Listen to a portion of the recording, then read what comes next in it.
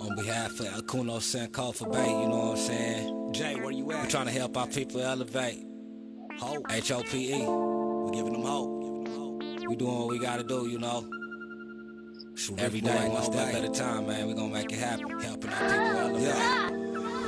Sometimes I practice, focus, thought, and meditate. I'm trying to come with other ways to help our people elevate and seeking knowledge, make me levitate. The lifted mental state is what results from how we orchestrate. This for the family's sake. Let's self-reflect and self-evaluate.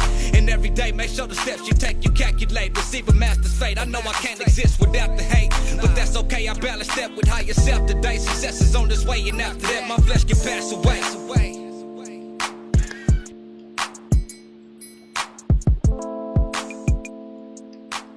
Stuff getting away, like I'm recording, and I'm like, damn, man, I should have made that, man, but I let the work and all this stuff get in the way. I'm like, damn, I was really supposed to do that, man, because that been something we can build on. You know what I mean?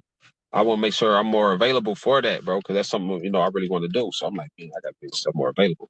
So that's what I've been working on lately, man. Make myself more available for doing what I want to do, as far as the craft. You know what I mean? What I'm on. You know what I mean? That's why also I want you to talk about. I mean, you can talk about your platform on her as well. You know what I'm saying? Build your platform up.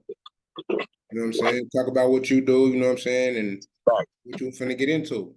Yeah, for sure, definitely. You know what I'm saying? I'm just kind of doing the same thing like you're doing. Just trying to put on for the town. You know what I'm saying? Trying to build the bridges that we should have built. You know what I'm saying? And put the pieces together, because there's opportunity around here, man. Ever since they had the centennial celebration on Greenwood, bro, it's been people from all over the country and the world coming out here to see what we got going. I work at the Culture Center, but I be seeing different people every day, and they be so intrigued. They looking at us like we New York or Atlanta or LA or some major, place. They're like, man, y'all had all this. They still think it's kind of like that. They see the nice houses. They're like, man, y'all had all that wealth, and they was, oh my God, we hate this happen, man. What are y'all gonna, they want to give us opportunity, like investors and all this stuff. Like they waiting to see what's gonna be the next movement out of the old movement. You know what I mean? But we got like a tourist site. You said what, bro? It's become a tourist site. Then that's what the city is trying to turn into. They're just trying to turn it into a tourist attraction, just a memory. No, bro, we trying to build back the same thing they had then, just modernize now. You know what I'm saying? But they trying to take our community from us and make it hard for us to rebuild. You know what I mean? Or it's going to have to be under their guidance and how they see fit. You know what I'm saying? And that's like, nah, bro.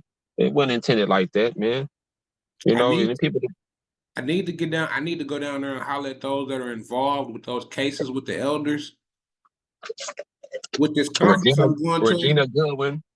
Yeah, Tiffany Crutch. I know who all of them is.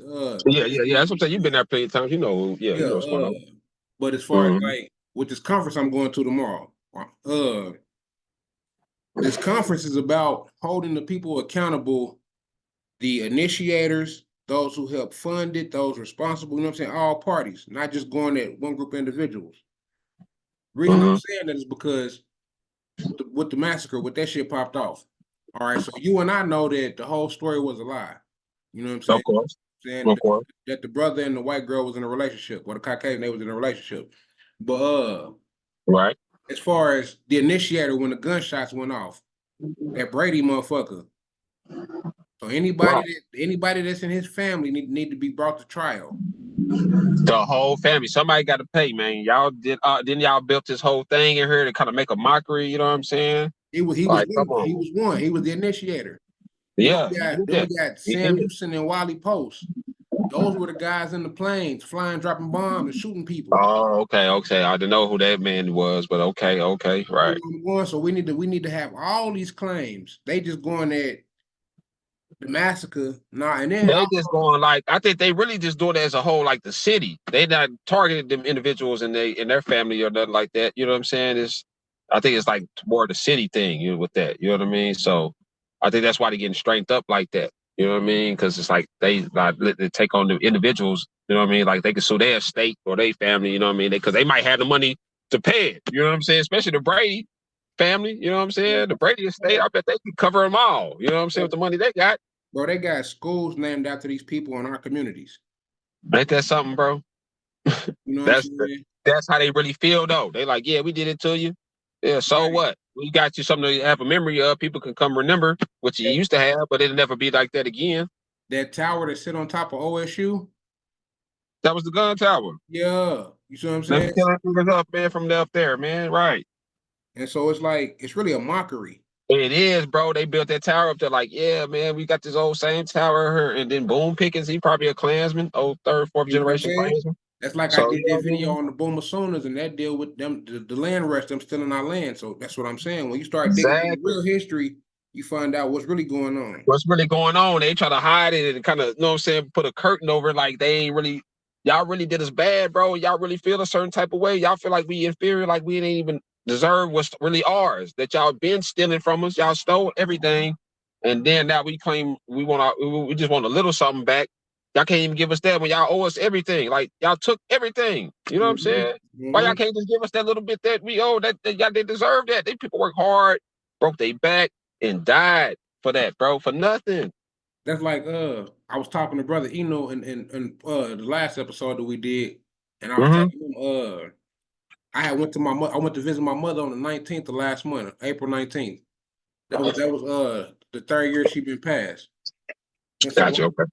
And so long story short, I had saw two of the grave tombstones or grave sites of two of my ancestors that were down there. Oh, okay, no doubt. One of them, her birthstone said she was born in 1917. Wow. And the other one said she was born in 1924. And so that was one that was before the massacre and one right after the massacre. Right. Okay. And so I'm a descendant of the massacre. There's many of us. Okay, that's what you said. That they've hidden those records. You see what I'm saying?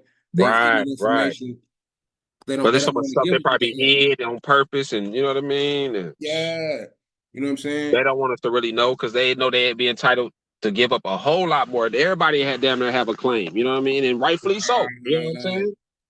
And then now they would have to give up everything. Like they had to give up the whole city, damn near. Give us our own community back. You know what I'm saying? Get all y'all shit going y'all side of town. Not just even say it like that, like almost some racist stuff, but you know what I mean? But give us our community back. I had some Caucasians trying to tell me earlier, and all right, so I be following this one brother on Facebook, and he be sharing a lot of those AI posts or those AI pictures, AI images. And he be sharing like so-called Black Japanese, Black so-called like just different like nationalities of ancient Black people or whatever. Okay, right. And me knowing that even though it's AI, I know that there's real history in what he's sharing. You know what I'm saying? I know about the ancient dark-skinned samurai people, ancient. Even right. You did your research, right? You know what he, yeah. You know what I'm saying? Even the people that's still over there to this day. I know that there's people over there that's dark, just like me and you over there right now. Right now. And that's been born there. That's been there since thousands of years ago. That's where they from. They descendants from that land. They originally from there, and they look just like me and you. But a Caucasian gonna tell me I'm racist. How? How was that racist though? That's crazy. I know the truth. Because you told the truth, right? Exactly. That's what I'm saying. You know the truth. He wants you to be right. They say how they try to flip it on us like that. Like we gotta be racist because we learning. Y'all don't want us to know who we really are. The conversation. They want to direct the narrative. Yeah, why gotta be the way y'all already stereotypers now? You got to direct the narrative too. Like, come on, now that we getting conscious and more aware of what's going on, y'all fear that. If they, because we know the power that we have, bro. They know if we tune into that power, bro, we'll never be equal. We can never be on the same level. They're gonna be inferior, and they know it, bro. And they scared to death of that. And we really gonna chastise them for all that shit that they done, bro. If they admit the truth, then they have to give us back everything that they took. They have to give us everything. You know and they scared to death of that right now because they had to be left with nothing. But hell, that's what you get because you stole everything. You didn't have nothing. We created everything. And we gave you 13 colonies. We gave you that. Yeah. Come on, man. Y'all really stole that though. No, there were treaties. And see, that's what I'm saying. When we going through this comment, like being up into this more science. There were many treaties. You're right. Yep, they have treaties. You're right.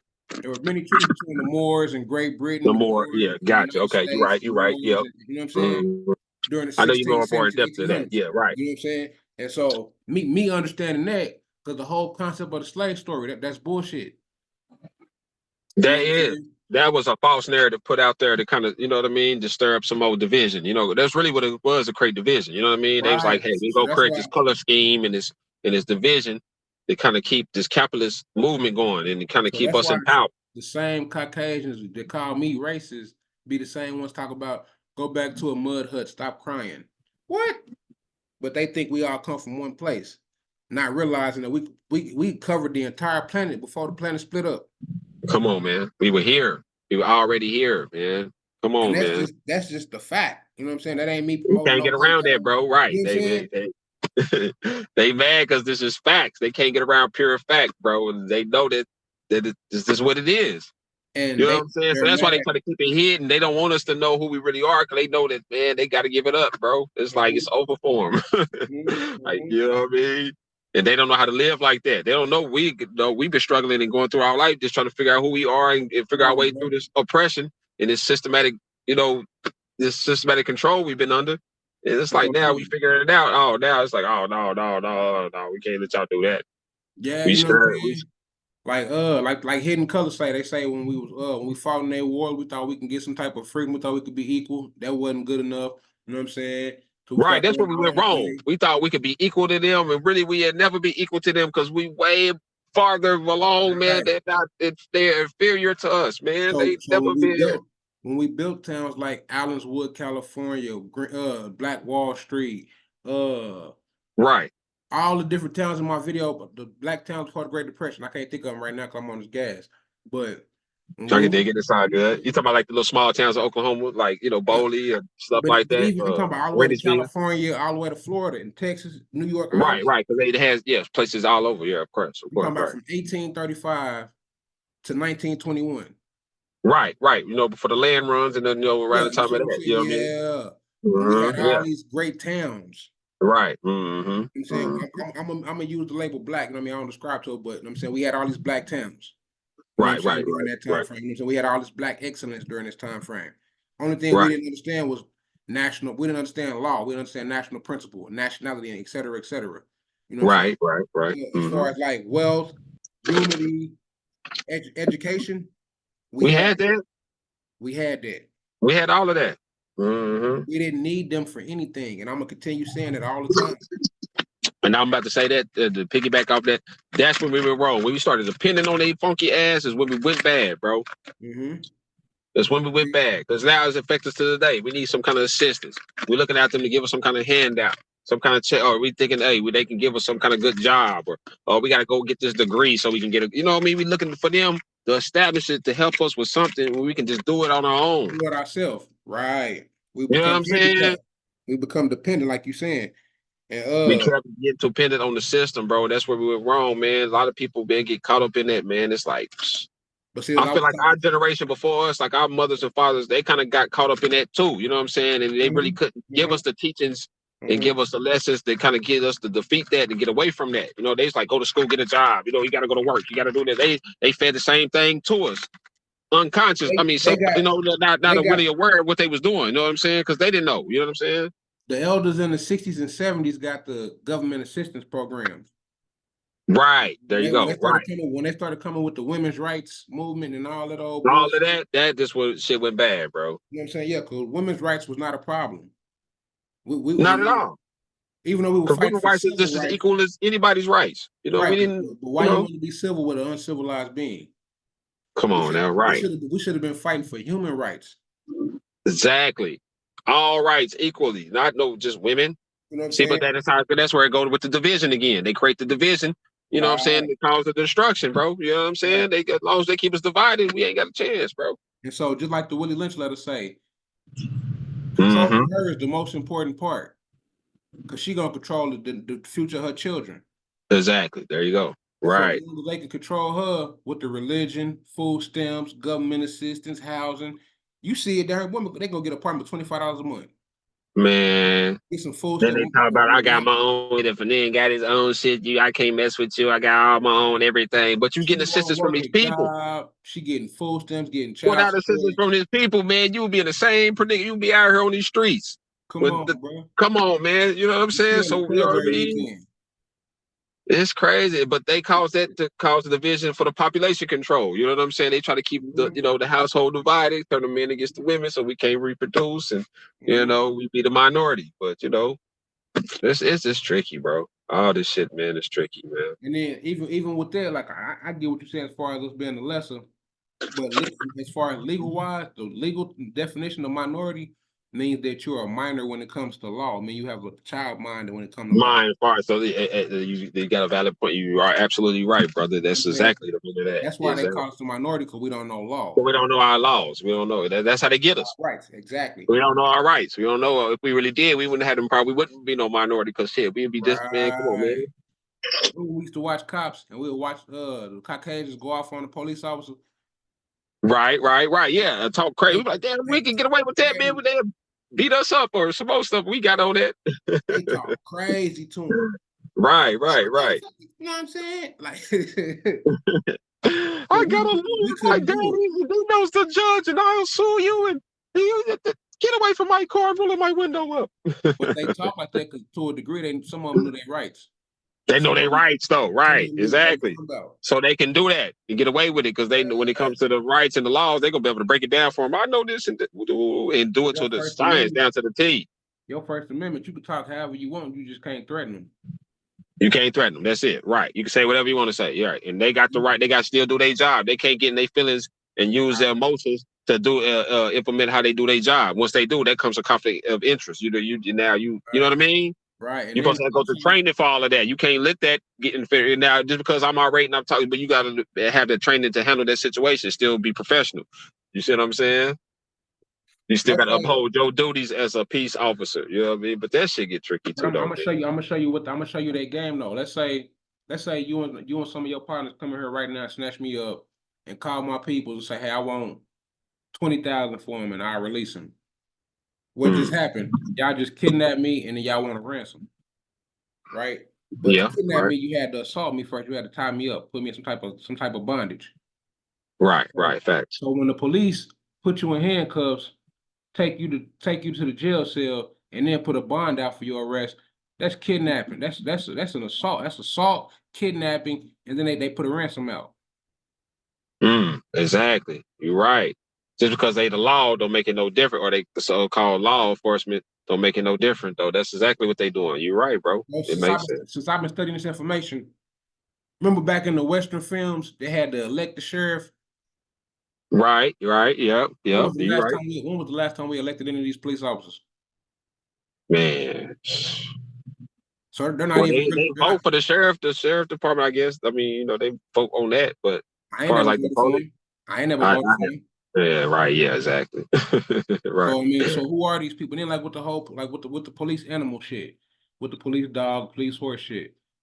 That if you assault one of them, that's considered. That's like a real human. They treat the animal like a human, and that's crazy. You can't do that. You know what I mean? But those animals can't uphold the Constitution. So how are they officers? How are they officers? Exactly. That's what I'm saying. The system, this is so tainted and fabricated, man. It's just like the politics involved with it. It's just like modern day slavery. I was just gonna say that. Yeah. Like it say that because remember when they had the if you was a runaway, what they gonna do? Send them dogs out on you. Exactly. Right. You go on a run, they're gonna have their boys gonna come track you down. Yeah, the slave catchers that will come after you. Then you had the bounty hunters. Yeah, that's what I'm saying. Right. Same thing, just a little different. Patrol. And then they became police or community patrol police officers. You know what I'm saying? Whatever you want to call them. And then the bounty hunters still exist. That's the same thing, just a little different, bro. That's all. Ain't really too much. If we think about it, bro, ain't really too much change. Just the times and the ways things is handled. It's they just modernize in a way to manipulate the system in a different way. You know what I'm saying? We don't see the shackles, so we don't see the physical essence of it. Right. Exactly. But the mental still exists. It's more. I was about to say it's more of a mind thing now. They won't control your mindset. They want you to lose your mind out here, man. You're gonna break weak. You know what I'm saying? And it's tough because they throw so much at us, bro, and we have to survive and get through all these obstacles and the hurdles we do with just everyday life and the struggle we going through. Just you know what I mean? It just be tough, bro. Like I was telling the brother and with this modern day shit, bro. Like imprison the mind, the body will follow. So with that saying, when you watch any old slave movie, you never see a child with chains on. The question becomes why? Because the child is gonna follow the parents. Exactly. He gonna put his own self in chains.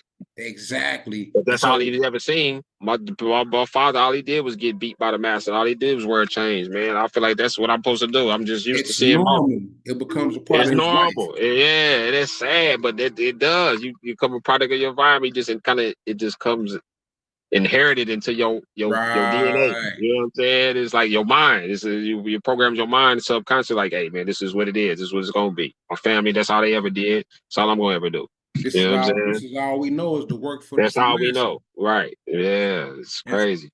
And so just like I've shared it on my Facebook. The legal definition for employee is synonymous. Employee is synonymous for servant. And the legal definition for employer is synonymous with master. And this is in the Black's Law Dictionary, the 4th edition. This is in the law dictionary. So in law, an employee and an employer is a master and a slave. Mm. And then when you look at your application, that's your slave papers. Ain't that it? Man, that's crazy, right? Because we sure is going there to applying to get in this master's house to see if he give us a little trick. It's why we make all this money for him. And they just give us a little plate or two. A little, you know what I mean? Your supervisors is the overseers. Your overseer, exactly, right. Well, exactly. And corporate or the owner is that's master. The boss. Yeah, that's boss. Master. Yeah. Exactly. And so it's modern day. Just a little different, but it's modern day. You're right. Yeah, exactly. Well, it's what it is. It's modern day. They just finessed it. You know what I'm saying? Yeah. And then also, they can't just go out there and beat us to death and tell me, oh, nigga, go do this. You know what I'm saying? You got to go get a job, pay these bills. We're going to raise his rent up and his taxes up on y'all and the groceries and all this. So you're going to go and get to go drug a job and work for us, boy. Or now you're going to starve. Like jump on what you're saying. Like, all right, so the Declaration of Rights of Indigenous People, right? Mm-hmm. In Article, I believe it's 15, it says everyone has the right to a nationality. But anyway, if you read further through the article, it says that indigenous people are not supposed to work. They're supposed to have access to free food, free housing, and free income. Facts. Right. Okay. And so if we so-called Black people are indigenous, we know that we say that all the so-called countries, we always say we the ancient this and that. But us holding on to this label Black in law, that strips us. As long as we declare ourselves, I don't mean to cut you off, brother, but as long as we declare ourselves as African American or Black or like that, all that shit, that shit hinders us from that's hinders us from where we really can inherit and what we surely need, bro. You're right. And so that's also part of what's holding them back in this case with the elders. Okay, yeah, got you. Right. To that label that was given to them by their slave master. But then they got the people that's out there fighting for them. They ain't really. It's tricky, bro. They don't know, and then they really not on their side like that. Because you got these people that's in this fraternity or this so-called. I don't want to say too much because I don't want to. You know what I mean? Because I know certain individuals be listening to them, but they'll try to. But anyway, I'm not afraid of nothing but the Most High. But anyway, I'm just saying, we got to be careful. But you got these people in places of power that's kind of like gatekeepers, and they kind of act like they out there trying to help, but they're really not, man. They out there trying to control the narrative. You know what I'm saying? You're gonna have to watch them. You're gonna have to watch the episode we just uploaded. We were just talking about them gatekeepers down here in the last episode.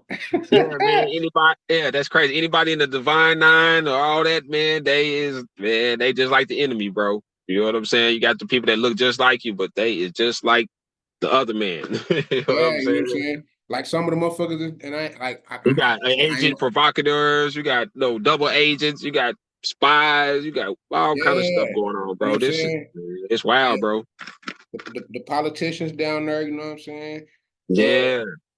I'm looking at a couple of people now with their signs up in the neighborhood. These politicians, man, they don't come in here and shake no hands. They don't come talk to no people in the community and really ask them what's going on or what we need or none of that. But they go to City Hall and claim that they do this and that. They are here active in the community and they want this for us and this is what we want. They go speak for us, saying this is what we want, but they ain't never came ask us what we really want. You know what I'm saying? That's what I be talking about. And then also, that's also one of our problems, but we need to be more active in those events.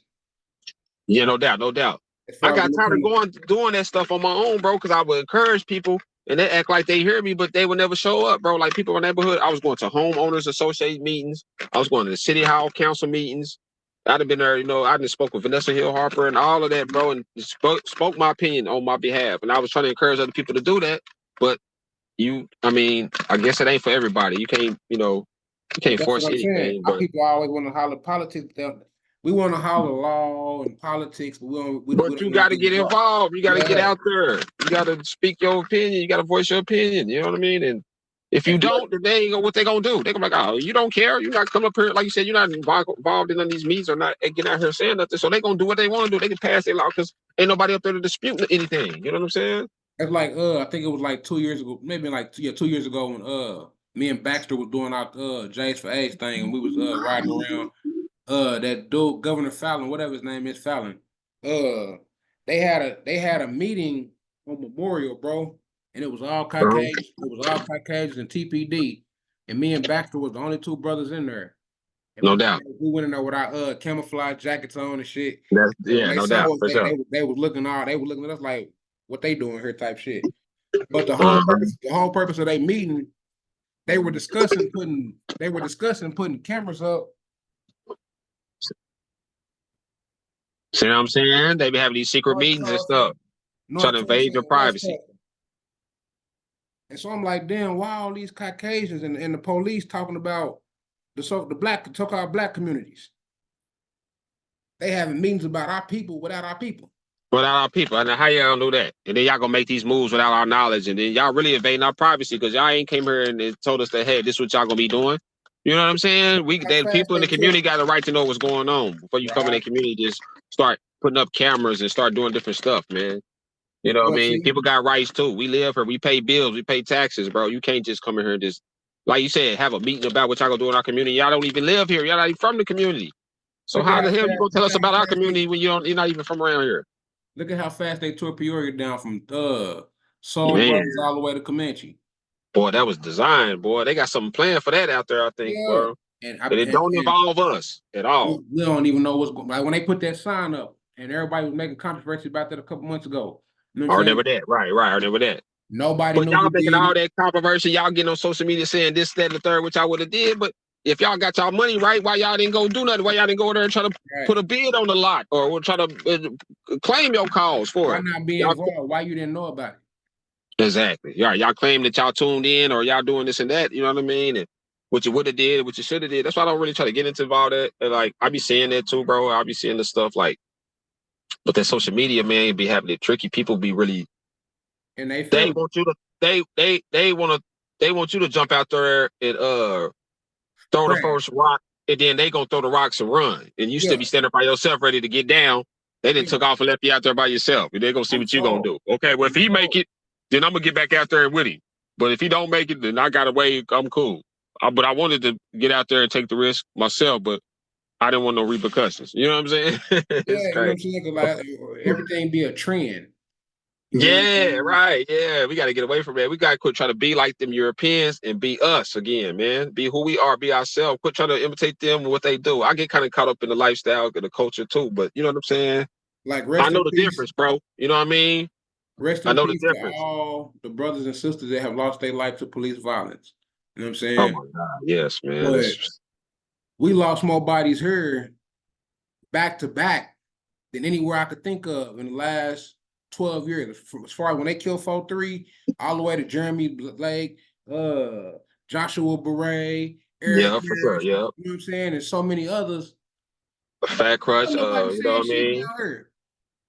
Yeah, man, it's wild, man. That really kind of been on notice. Like, if you think about it, man, that's been a lot of people. You know what I'm saying? That issue ain't been addressed as far as like the city of Tulsa. We need to address that. You know what I'm saying? This harassment with these police, and these police out here getting away with these murders. You know what I'm saying? I'm about back to back, but nobody. I'm like, dang, bro, ain't nobody got convicted. Ain't nothing happened. They just swept all the stuff under the rug, and it's not a problem. And we still got to fear about police every day. We get pulled up. We don't know if we're gonna get killed or not. But they talking about they in fear. They looking for guns. You know what I'm saying? When they killed the homie Robert Harris, unarmed. You know what I'm saying? Like they ain't had nothing. All these brothers unarmed. They didn't pose no kind of threat. No, and that's what I'm saying. Like, but now they got the badge. It's like a license to kill. They got really saying they can go out and kill you. Just like how back in the day they go out and just kill nigga. They go to the sheriff or the person in town like, hey man, he did this or that. That's just all they doing now. Just like you said, modern day, they just got a badge, a license to kill, bro.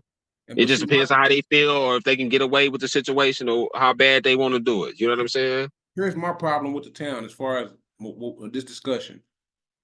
They waited till Mike Brown and George Floyd got killed, and they want to have protests.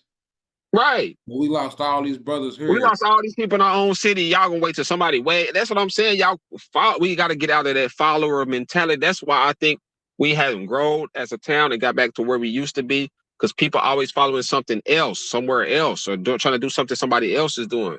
No, we need to create our own narrative and do our own thing. These youngsters starting to sound like Chicago rappers. Yeah, man. Yeah. You know what I mean? And like, shout out to the youngsters, because there's a couple of young life. They got some nice style, but y'all imitating a whole nother rap group from out of California. Yeah. You know what I mean? And you know what I mean? I'm not even gonna get into all that, but you know what I mean? Like, be original, man. Yeah, respect to them. You know what I'm saying? But yeah, just you know what I'm saying? Like, represent the town. Come with the town flow. You know Come with the town, man. Because we got dope stuff. We got, we heavily influenced by the West Coast. So I get it. You know what I'm saying? I grew up listening to Bay Area music in LA. You know, I'm from California, but I grew up out here. You know what I'm saying? So we are heavily influenced by the West Coast. You know what I'm saying? So I kind of get it. But at the same time, it's like you ain't gotta just eliminate everything they doing. You know, we have, we got our own style. We got our own twist too. You know what I mean? Ain't wrong with being a little country. You know what I'm saying? This ain't no diss to the youngsters or nothing like that. But I saw a video where they was talking about they smoking their dead ops and they naming. Bro, we ain't never been on that as far as like the coach. I don't know when that became cool, bro. I don't know why that is crazy, bro. I don't know how that became cool. It would never be no way I would disrespect the non-living, bro. They're not here to defend themselves, bro. You know what I'm saying? Yeah, and I mean they got family members. You know what I'm saying? Like, come on. Yeah, and then you got the whole, like, you know what I'm saying? Kind of like how they did the thing. We could take it back to Chicago with the hip hop when they was out there talking about they smoking Tuka. You know what I'm saying? The people got to hear that on songs for the rest of their life. You got people in suburb children. You know what I'm saying? Wayne and Nebraska smoking on Tuka. You know what I'm saying? And the people got to hear that. You know what I'm saying? Everywhere they go, they say they get their family members and stuff. They got to live with that trauma, bro. Like, that ain't cool, bro. You know what I'm saying? I ain't never been one to be a fan of dissing the living, bro. That's some sucker stuff. I ain't trying to disrespect nobody, but I never been a fan of that, bro. That wasn't my thing. Like, you know what I mean? If I got a problem, I'm gonna say it to your face. If you gone, God bless your soul. You know what I mean? Whatever happened was what happened. You know, you ain't here no more. Okay, that's that. You know what I'm saying? We own something else. You know, if we funking with whatever, and somebody lost the okay, man, that's done. You know what I'm saying? That's like earlier when we was talking about how we got homies. You know what I'm saying? We grew up with cats from other sides. You know what I'm saying? Yeah. Rest in peace to those, and shout out to those still living. But at the same time, we had cats we didn't fool with from them sides. Right. Some of them are gone. I'm not finna go in here and start dissing them. No, not at all. Right. Now, if I got a problem with a certain individual, man, it's me and it, or if I don't like a certain group of individuals or whatever, we might have, it might still be some politics, some tricky. I'm not finna go out there and be dissing just like, you know what I mean? Because like you said, I might have a homie or some over there, like I ain't gonna be around him and doing that in front of him. So why would I do that? You know what I'm saying? That's not, you know what I mean? Unless it's just some directly, like me and you got a problem. I'm like, okay, I got a problem with such and such from over there. You know what I'm saying? I'm gonna say, I'm gonna put his name on it, and then he from over there. That's, you know what I'm saying? With the 600 and Big U beef, I was listening. They was saying the 600 like, hey, you need to start addressing him. Stop saying y'all hanging. You know what I mean? Don't say y'all. Why you trying to put a group narrative on it? Yeah, if you got a problem with the individual, that's the individual. And so I mean, like this, it's a lot, bro. Like even when we deal with like the politics here, you know what I'm saying? As far as I'm gonna say the music, you know what I'm saying? It's a lot of talent here. Definitely, it's a lot of talent here. It's some trash artists here, but it's a lot of talent here as well. Definitely. But I feel like we can get more exposure. If the politics wasn't as bad, or if people get past the politics, man, it'd be a lot better. And I feel like we were saying earlier about with the podcast and stuff, like with the people they doing in LA, kind of trying to the narrative. Once they start catching on and start following, people pick it up. I feel like if we can create that narrative, like what we doing as far as the conversations around here, I feel like that might build a kind of avenue for that to happen. You know what I'm saying? It would build an opportunity for that to happen. We just got to kind of have these conversations, maybe even bring one of them in on the conversation, and then let them speak their piece. You know what I'm saying? Let them know how they feel about it, so we can kind of get their side of it too, and see what we can do to try to get there. You know what I mean? If it can be done, you know what I mean? You know, a lot of these youngsters, they ain't trying to hear none of that. They like, man, we ain't messing with you. Y'all ain't got no money, or you can't do nothing for me. You ain't been around. You ain't, you know what I mean? They don't even want to listen, bro. They always got 1,000 excuses why they ain't gonna listen and they don't want to listen. I'm like, but dang, bro, we listen. We might not want it to, but we listen. You feel me? Regardless what we did after that or not, bro, we listen to our homies, bro. You know what I'm saying? I don't know. I can't speak for everybody, but I know my partners, man. We listen, homie. We ain't had no choice. You know what I mean? Right. It was more structured. But at the same time, right. At the same time, we can see the fall of the structure though too. Yeah, I think, man, the thing what it was, a lot of us was gone, in and out, you know, and then they was growing up in their generation, and you know, it wasn't nobody there to really do that because a lot of us was going through what we was going through, and it wasn't nobody to do that. They was kind of really just leading themselves, kind of how we almost were, because we was kind of like independent too, and the homies had to respect us at a certain aspect, because like we gonna take advice and we'll look up to y'all as far as like direction. But we're not gonna follow everything you're doing. You're not gonna get me to crash out because you say this is what I'm doing. I'm not gonna do something you're not gonna do.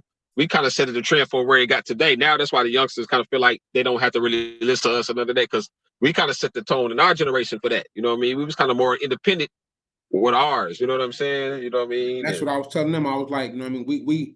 We watched what they was doing. We watched the older homies tear up shit. You know what I'm saying? Act crazy. For sure. It was like, okay, we know what not to do or what to do. We're gonna do it like this. You know what I'm saying? And we gonna ask the homies for advice if we feel like, you know, we need the advice, but at the same time, bro, you're not gonna have me out here on the nah, bro. You know what I'm saying? But sometimes if you need me to do something for you, big homie, I got that. You know what I mean? To a certain extent. You know what I'm saying? So I don't know. Like I said, it was more structure, man. I feel like we kind of made a drop the ball, like, you know, with that, man. You know what I'm saying? I mean, like, and then the prison politics with the wars and the politics in the prison too. The homies back then.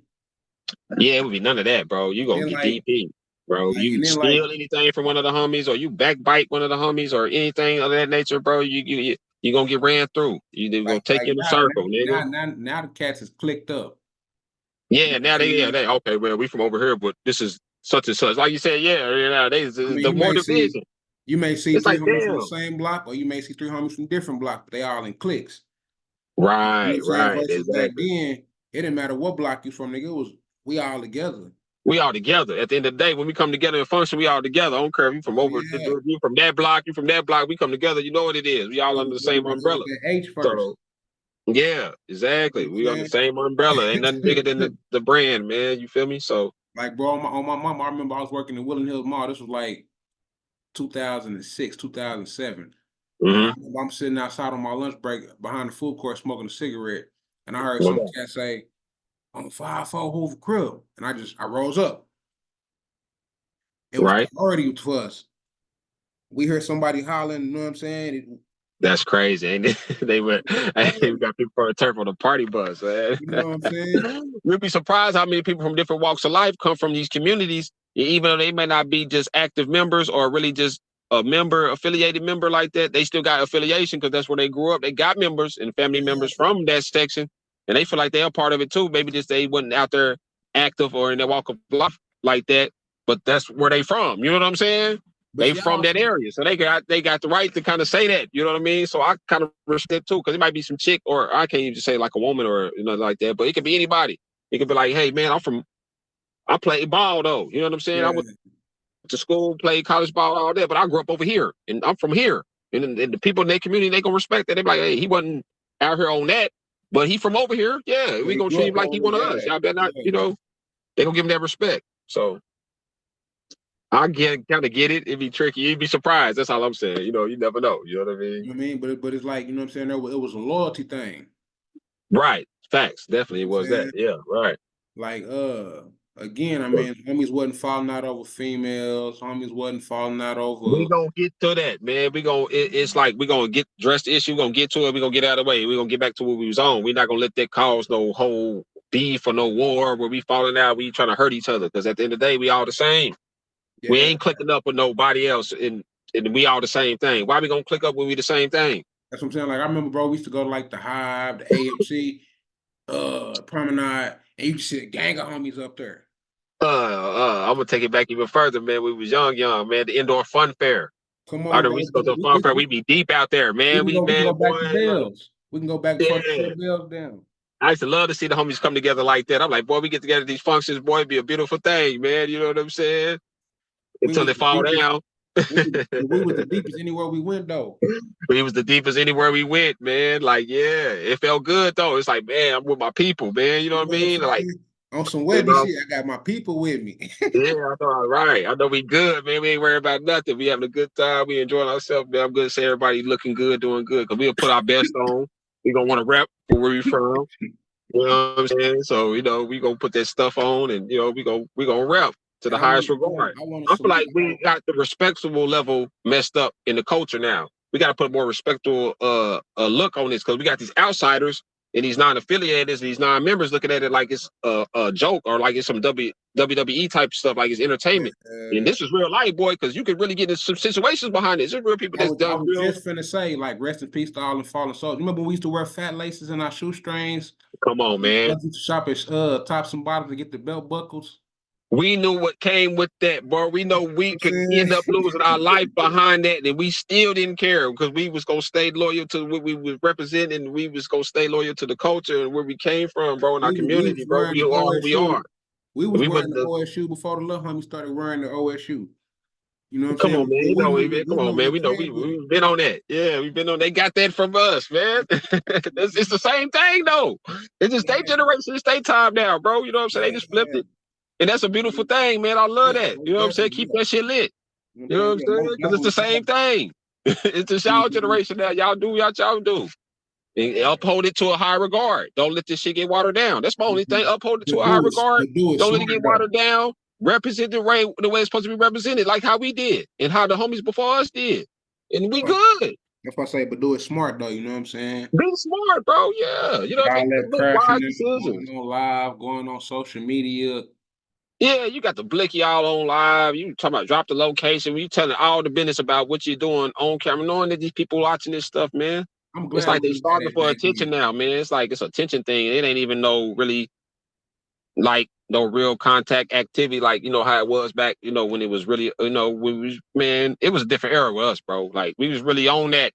Like we was really ready to go all the way to the flow for that. You know what I'm saying? Now it's like, man, it's really an attention thing. Like, oh, I know, man, I might get some views or some likes, man. I might get my rap shit popping if I go out here and beat a nigga up on live, or I go nigga slide on some ops and then I go brag about it on live. You know what I'm saying? Like, come on, bro. Like, man, that is so, well, that's incriminating. And you don't even know what you're doing. You know what I'm saying? It's like, man, come on, bro. Are you that bold? Because when the shit hit the fan, and you in there with the people in the interrogation room, you're gonna be out here begging and pleading to help me and all that, needing somebody to come, man, come on, bro. But you real tough online, talking about, yeah, I don't care and all this, man. You don't even know what you're doing. You don't know your laws, you don't know your rights. You know what I'm saying? You out here abusing all of that. You know what I'm saying? They don't know what they're getting themselves into. What are you gaining from that? They don't know what they're getting themselves into. That's what I'm saying. Like, that's what I'm saying, bro. I'm glad we didn't have that back then. I'm glad. Thank God, boy, because man, I think it was, yeah, man, because we was really on that though. I don't care what you say online, man. I'm gonna pull up on you, bro. We gonna meet at the park and we gonna look at it. You know what I'm saying? Like, come on, man. Wasn't none of that back then. You can hide behind this keyboard and diss me, or we gonna see each other. The town was way too small. We gonna get in the function somewhere. We gonna run into each other and then we gonna see whatever it was.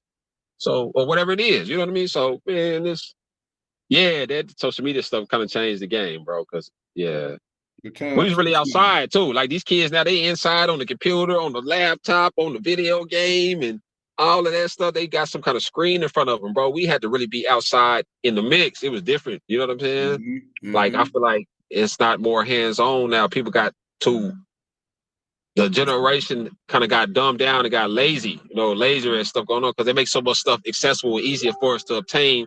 We have to really get outside and go do something. You know what I'm saying? We have to go build back then. We have to really go gather stuff. We have to go to, we have to go outside. You know what I mean? We have to go do things. Now we can do anything in our home, just a pressable button or a scroll or, you know what I mean? Yeah, you know what I mean? That's what I'm saying. So the thing is, like with this generation, with them having technology, use that for your advantage. Right. Don't let it dumb you down. Use it where you can gain from it. You know what I'm saying? But we all get caught up in certain stuff, you know what I mean? Because, we get comfortable in it's comfortability, entertainment, what makes us feel good, what we like, we enjoy. Some people might watch reality fights or reels all day on their social media. Some people might watch something that's inspiring them to go build something or create some kind of opportunity. some people might just watch some stuff, just, you know what I mean, that don't have no substance at all. Just, you know what I mean? Just women all day or men all day. You know what I'm saying? Some kind of, you know what I mean? You know, they That's got what the I'm saying. Like how you say they be watching them fights. Why not yeah. go learn about your history? Right, exactly. Y'all worried about the drama and the stuff that ain't getting us nowhere, just causing destruction of our people. And y'all find that like that's the cool thing to do. Like, man, I know chicks that sit there and watch that all day long, bro. And I'll be like, that's the kind of thing that you intrigued by. You like want to see grown women just fighting all the time, or grown men fighting all the time, like, you know what I mean? Like, and then we at a certain age, like, you know what I mean? You're not living your life like that, so you find that amusing. Like, why would you want to sit there and watch that? Like, or why would you want to try to be like, hey, what's the solution where we can kind of get away from that? Why we got to be looked in that light all the time? Why is they just coming with this narrative about us? You know what I'm saying? And then we get turned away from that and tune into something different where it's positive, uplifting. You know what I mean? You know what I mean? People gotta want that for themselves, though. You know what I mean? So I can't really say, you know, each his own. You know what I mean? I can't really say, you know, who's to do what, but See, it's like just it's too much. It's too much of that, bro. We got to get away from that. You know what I mean? if we deal with the music, and I'm a big Zero fan, and I've said Right, this right. Yeah, that's my before. guy. I fool with He just dropped something new. You hear his new album? Yeah, I got it. Ghetto Gospel. Yeah, that boy doing his thing. My cousin turned me on to it the other day. We was riding around listening to it. I'm like, okay. I bang Yeah. it, you know what I mean? But Yeah, right. I'm a big, Zero fan. I just ain't heard of some of the music in so long, man. I've been really on this West Coast tip lately, man. And you know, LA artists been kind of dope, man. now And I've been here's why I brought him up as far as and not talking about his new album because I'm a fan. I like all his music, so I'm not oh talking yeah, about for it. sure. Yeah, definitely. Yeah. An example, the song No Help, the song I Found Me, the song Fuck All Y'all. Those were songs where the mind of our people, you repeating that, you know what I'm saying, psychologically. I don't need no help, my nigga. I could do better, you know what I'm saying? Fuck all. Right. That's crazy. Right. You right though. And it wasn't like he was intended. He didn't know. He probably intended for it to be that way, but it turned out to be like that. I get what you're saying because it's like, damn, it's subconsciously you get to say it so much, and once you speak so many times, you go and take on that. You know what I mean? So that mentality. We all live in this individualism world. Right. It's like I ain't messing with you because you from over there. I don't like these niggas, or I ain't fooling with It's y'all. You know what more I'm saying? And it's like, damn, we can't grow if we divide it. It's more division. You know what I'm saying? It's more. What can I do? What can he get? What can I gain from them? What can they do for me? What can I get from them? Right. Instead of like, hey man, we can build something together. Why we think, you know what I mean? Accomplish something together. And just because on the greater good, not from my own personal gain. And I ain't looking for another gain out of my own personal gain. I'm looking like, hey, the greater good for our people. Okay. Now I didn't sharpen your sword, you sharpen my sword. Now we can build something else and turn somebody else on. Okay, now we got another third person, another person, he turns somebody else on. And now, okay, now we getting somewhere. You know what I mean? I remember. I don't want to see him do it first because I don't like that nigga. Or you know what I mean? It's always this. Or he came with the idea and I don't like the way he gonna do it. I'm gonna do it better than him, or I'm gonna do it first. You know what I mean? Or it's gonna always be something like that, bro. We got to get away from that mentality, bro. I feel like that's the thing that's keeping us from getting where we can be in the town, bro. That's what I'm saying. So I'm gonna give you some game that a Morris brother in Oakland gave me some years ago. Okay, no doubt. They had started a store called the People Store. And this was around I think I heard of that, bro. On the cool, it's on the east. Yeah. Yeah. Okay. I fuck with a couple cats from Oakland, man. Shout out to my guy Jay Stalin and them out there, man. East Oakland, man, and Lil Jay. Couple of cats out there from the east, man. You know what I mean? But anyway, go ahead, brother. Yeah, my fault. This was around the time when the Warriors was running the championship, so he had like Steph Curry jersey, but it had more on the back of it with the 7. You know what I'm saying? And so, but anyway, they would sell like copper jewelry, black soap, stuff for the people. You know what I'm saying? But the brother had told me him and 3 other Moors that all came up with I believe it was like $400 a piece, because they had one of like $1,600 for the rent. And so, as long as each individual had their 4 each month, they all brought in their individual products. Gotcha. Okay. Huh. And they were able to sell and become successful individually. Well, as a whole, not individual, but as a group. You know what I'm saying? Now let's take, for example, you know what I'm saying? Let's go back to when you was like in your mid-20s, early 20s, and you was going to the clubs. Okay. How much do you think you would spend on the weekend going to the club? Shit, on a weekend or just one night? One night. One night, sure, maybe about a couple of $100. back then, it was different. So, you know what I mean? We were spending money, but it wouldn't Right. be a whole lot. You know what I'm saying? Because this wasn't shit that like that. You know what I'm saying? Like they are now. I don't think so. Yeah. Back then, you know, you probably spend like $20. You can get you a couple of drinks. You know what I mean? About at least 3, 4 drinks. But Maybe. now multiply that by all the people in the club. Oh man! Right now, that's See what I'm saying? right. Yeah, right. And then think about all the money that we waste every weekend going to the club as a people. Man, I just went and wasted some money last night, man. It was my partner's birthday. We went to Retro, man, and shit. I came, picked him up, took him to Retro for his birthday, man, and had to buy him a couple of drinks. And I bought me some drinks. I'm like, damn, I really didn't intend for it. I wasn't tripping, but it's like, damn, man, I could have did something else with that money, man. I just went and blow it on for what? You know what I'm saying? I mean, it's my partner's birthday. I showed him a good time, but I really respect to that. from that. Yeah, I get that. You know what I'm saying? But I'm just saying, like, as far as us as a people, like, now you got some of our people. You know what I'm saying? And I'm not talking bad about our people. I just want people to think. Like, we've been clubbing, bro, since the hole. I remember going to the hole when I was like 17. On 46. Right. Okay. Yeah. Right. You know what I'm saying? But that just comes from like the town, man. The narrative, I guess, we was doing that as youngsters out of boredom, and it kind of grew as we got older. It's like, man, that's not really no like culture for our people or nothing that we can really do as far as like to be together and stuff. So we got to go hang out. We got to go do this. You know what I'm saying? And it's really. Think about it, if they would have taught us about Black Wall Street in the school systems.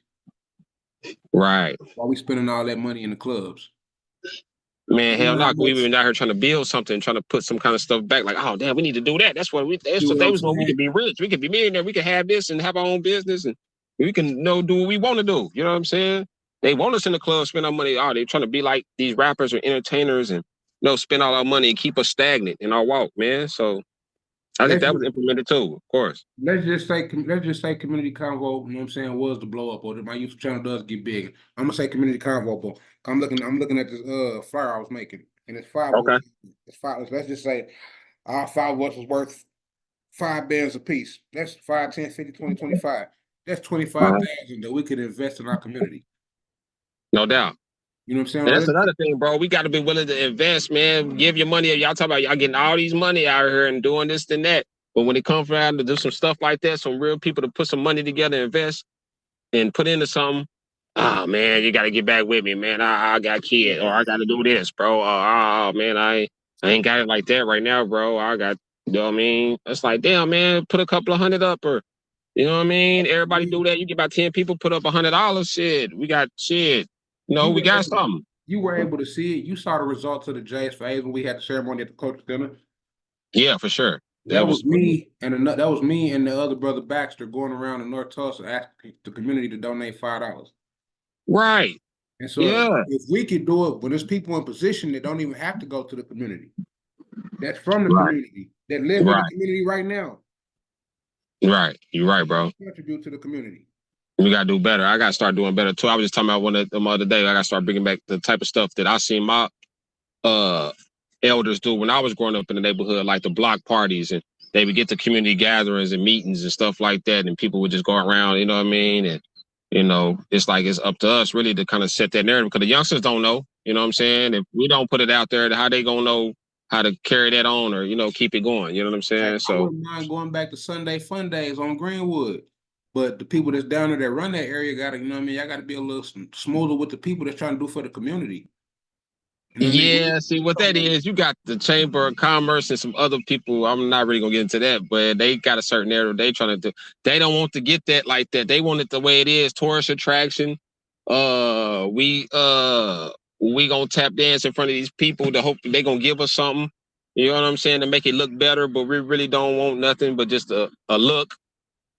You know what I mean? But we're not going to have this frivolous activity with you youngsters down here trying to make it look bad because they're going to stereotype and look at it a certain way. All these youngsters hanging out here, oh, it's all bad, it's toe up. They don't deserve nothing, no way, because they ain't going to do nothing but go down here and fight and shoot and party and drink and, you know what I mean?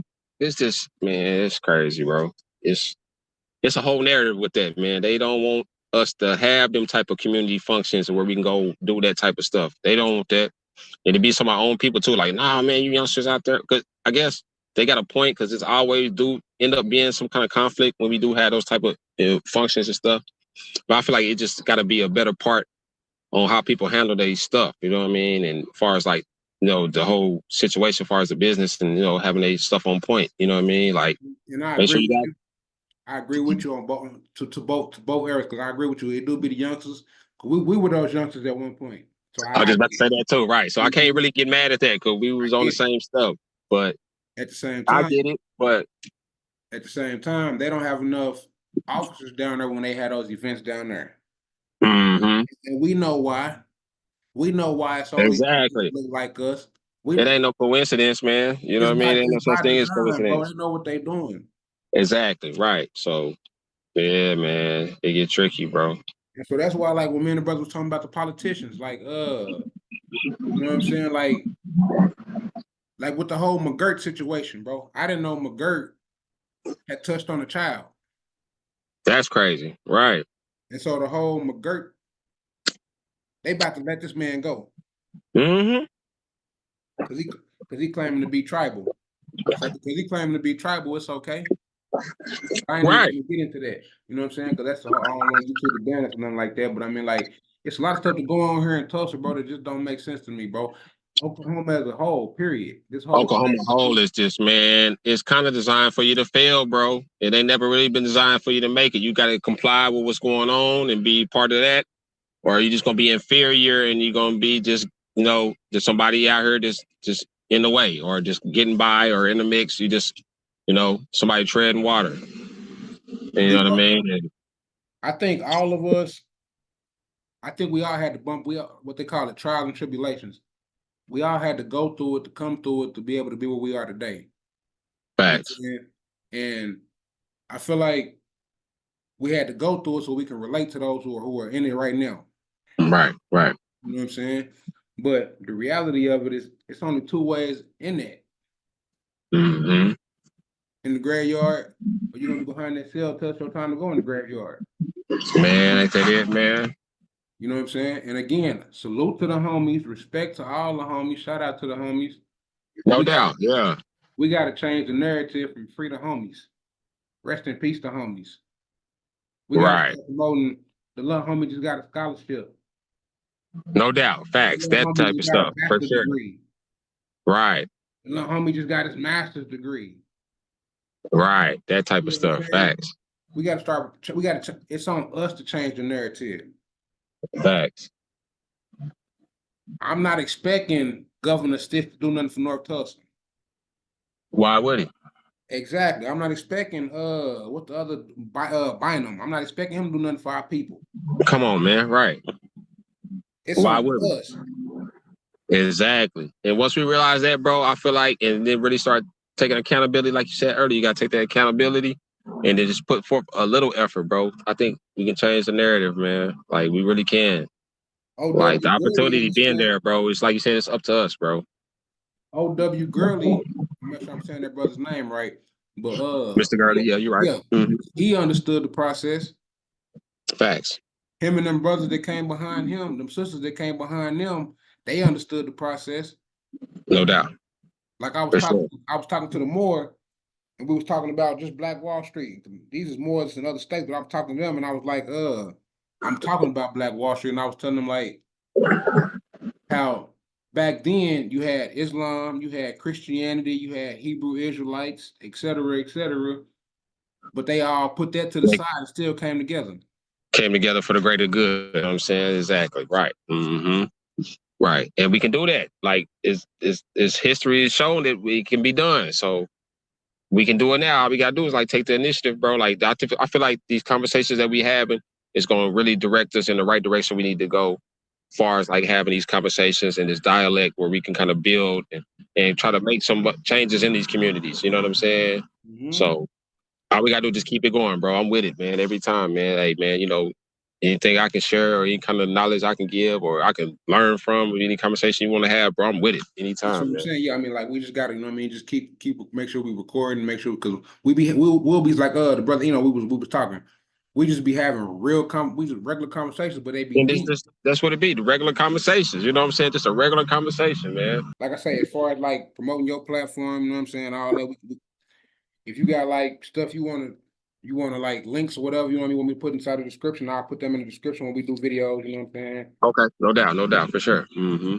For sure. All about us. I need to sit down with you and go over all of that, man, as far as like how to kind of navigate that as far as like I need to kind of like update my channel, man. You know what I mean? And yeah, be able to upload. Cause I know you can go edit those videos like far as like thumbnails and stuff like that, and watermarks and stuff like that. I kind of got a general idea of how to do it, but I really just need to get in depth and really how to do it the way I can, make it look the way it needs to be done, like professionally. You know what I mean? Like I have a real page and I got all my dialogue together, and I got the thumbnails, the match, like I said, the links in the description and all of that. Get more professional look. So I can gain more followers and people really take me serious. I be having an opportunity for a lot of stuff, man, and I feel like I be missing out because I don't really have it all the way together like I think I should have. And I feel like I just need to put more time and effort into doing that where I can get there. You know what I mean? I'm finna add Eno to the call. Okay, no doubt. My guy Greenwood. Yeah. Yo. Yeah, we good. Yeah, what's going on? What's happening with you? Chilling, man. Greenwood boys making noise, man. What's happening? Up at the job, man. Everything good with you though, brother? You all right? Yep. You been straight? Yeah, man, just working, man. Same old living life, man. Just shit. Yeah, that's what's going on. That's what surviving the matrix, brother. Yeah, you got to. In the systematic world. Yeah, sorry. It seems like the volume kind of low on here, man. Is it me or can y'all hear me? I can hear you. Yeah. It seems like y'all kind of low. I can barely hear y'all. I'm at to roll this window up. Hit your volume on your phone. Your shit must be down. Yeah, I wasn't saying all the way up. I wasn't saying nothing, but I can hear y'all. Okay, I can hear you. It seems like I don't know if I got my Bluetooth on. Hey, yeah, but me and bro been on here about an hour. We've been talking about the gatekeepers that we were talking about the other day. We was talking about, the politics in the town. We was talking about the youngsters, talking about the old head. We've been talking about the same, you know what I'm saying? A lot of people been on, you know what I'm saying? So wherever you want to go with it, wherever y'all want to go, we can just keep going. No doubt. I'm gonna listen. I'm gonna count this drawer, and I'm gonna have to, I'm gonna mute it because it's gonna be background noise. Then I unmute it and be like, put my little input, pew, and then I back out. Okay. I got to flash out on. We just talking about the narrative about like I think around here in the district, like the Greenwood district, how they be throwing the parties and stuff like that, and the block parties and stuff like that. How we can try to bring that back, you know what I mean, and get that back going. Like you said, the Sunday Fun Day and that type of activities. You know what I'm saying? I feel like we just need to get together as far as like in a group ourselves and just try to plan it and just start just doing stuff, and maybe it just catch on and maybe get more people involved and so show some support. You know what I mean? Or maybe just go to the community and ask them how they feel about it. I already talked to a couple of elders around here in my neighborhood, and they was like, "That's a dope idea." They was like, "Whenever we ready to do it, they for it." You know what I'm saying? So I'm really trying to implement that and bring that back, man. I want to do it. I really want to do it this summer, man, but definitely next summer. I think I'm gonna bring that back. As far as like just in my community, in my neighborhood, like. I remember when I was young, that's what they used to do. We used to walk to the Greenwood Block party. Everybody in the neighborhood would be there. You know, they have food, they have music, and you feel like it was just a sense of like, all right, this I feel good about living in this neighborhood. You know what I mean? And I feel good for being around here where I'm, in this area. You know what I mean? We used to go walk to the Juneteenth. We all grouped together. You bro, remember? We go down there and go do our thing, man. And it's crazy hearing y'all say that. And then we was from different areas then, and we didn't have no problems. We would walk down there together, get along, and do all the stuff. Now we might have some different skirmishes and skirmishes there when we're not around, but when we together, we together. You know what I'm saying? What us is we'll fight. These young niggas ain't fighting no more. Yeah, right. We'll knuckle up and still be cool. We'd be cool. We'll get into it, and the next day we chopping it up, and you know what I mean? Yeah, we smoking and all this stuff. You know what I mean? We didn't forgot about all that. You know what I mean? That was just a little skirmish. It happens. Like we gonna agree to disagree, like you said, but we'll solve it and get on with it. You know what I'm saying? Yeah, nowadays they want to go back and forth on the social media, and you know what I mean, all that old stuff. They starving for attention. They want somebody to be looking before they do something. Oh, like I did this, somebody seen it now. My page is going up. You know what I mean? Or I can start me a rap career because I didn't beat somebody up on live, and you know what I mean. Me and bro was talking about that earlier. You know what I'm saying? And they see I'm living what I'm talking. Right. It's like they try to be too authentic with it. Like you trying too hard, bro. Like what's understood don't need to be explained. If you're really out there doing your stuff, man, people in the streets gonna know. Or if you hold yourself to a high regard or being respectable out here in these streets, people gonna know. They ain't out here doing it for real because they trying too hard. They trying too hard, right? They trying to be something they really not, bro. You know what I mean? show somebody they really living this president. lifestyle, and they don't even have to be that, bro. You don't, like the brother was saying earlier, we should be trying to uplift our brothers to be like, oh, the homie, he from the block, but then he got his college degree, man. He finna go play ball at, you know what I'm saying, TU. You know, he didn't got up out of the block. You know what I'm saying? So, we gonna celebrate that. You know what I mean? Instead of all the free the homie and all the RIP the homies, we need to be like, the homie got a scholarship in mechanics. The homie, you know what I'm saying? The homie got his bachelor's degree. The homie got his PhD. You know what I'm saying? The homie that became a doctor. My little homie from the block became the. Yeah, let's celebrate some positive success instead of the negative aspects of it. Yeah, right. We got to change that narrative, bro. Like you were saying earlier, man. It's like, little homie, he caught 2 bodies. That nigga ain't getting out. What the fuck? Right. You know what I'm saying? That's the reality of it. And I ain't that's the reality. Now, what is good about that? Why we want to glorify something like that and set an example for the young life? Like, that's the cool thing. All right, go out there and crash out, catch your body, and get you a double life. And I said that so we can say free you. So we can say free you, but we're not doing nothing to really free you. You know what I'm saying? We ain't putting no money for no lawyer fees, for no appeal process, or none of that. Right. But we said that for the homie, though. We don't know law, so we can't teach it to our people. Those that don't know, you know right? You know what I'm saying? Like they can't teach it, so it's like, what? You know what I mean? What's the purpose? Right. And the reason why I said it like how I said that because the Muwap dude. You know what I'm saying? When they killed FBG Duck, rest in peace. You know what I'm saying? No doubt. He in court fighting now, talking about free him. He gonna be home soon, bro. They got you on camera standing over this man's body. Come on, man. You know dang well that's over with, bro. There's nothing you ain't gonna get a raider at from that, bro. It's over with, bro. You ain't. So why would you even try to put that narrative out there and give somebody some false sense of hope? You know what I mean? You know what I'm saying? Come on, bro. Yeah, it's crazy, bro. We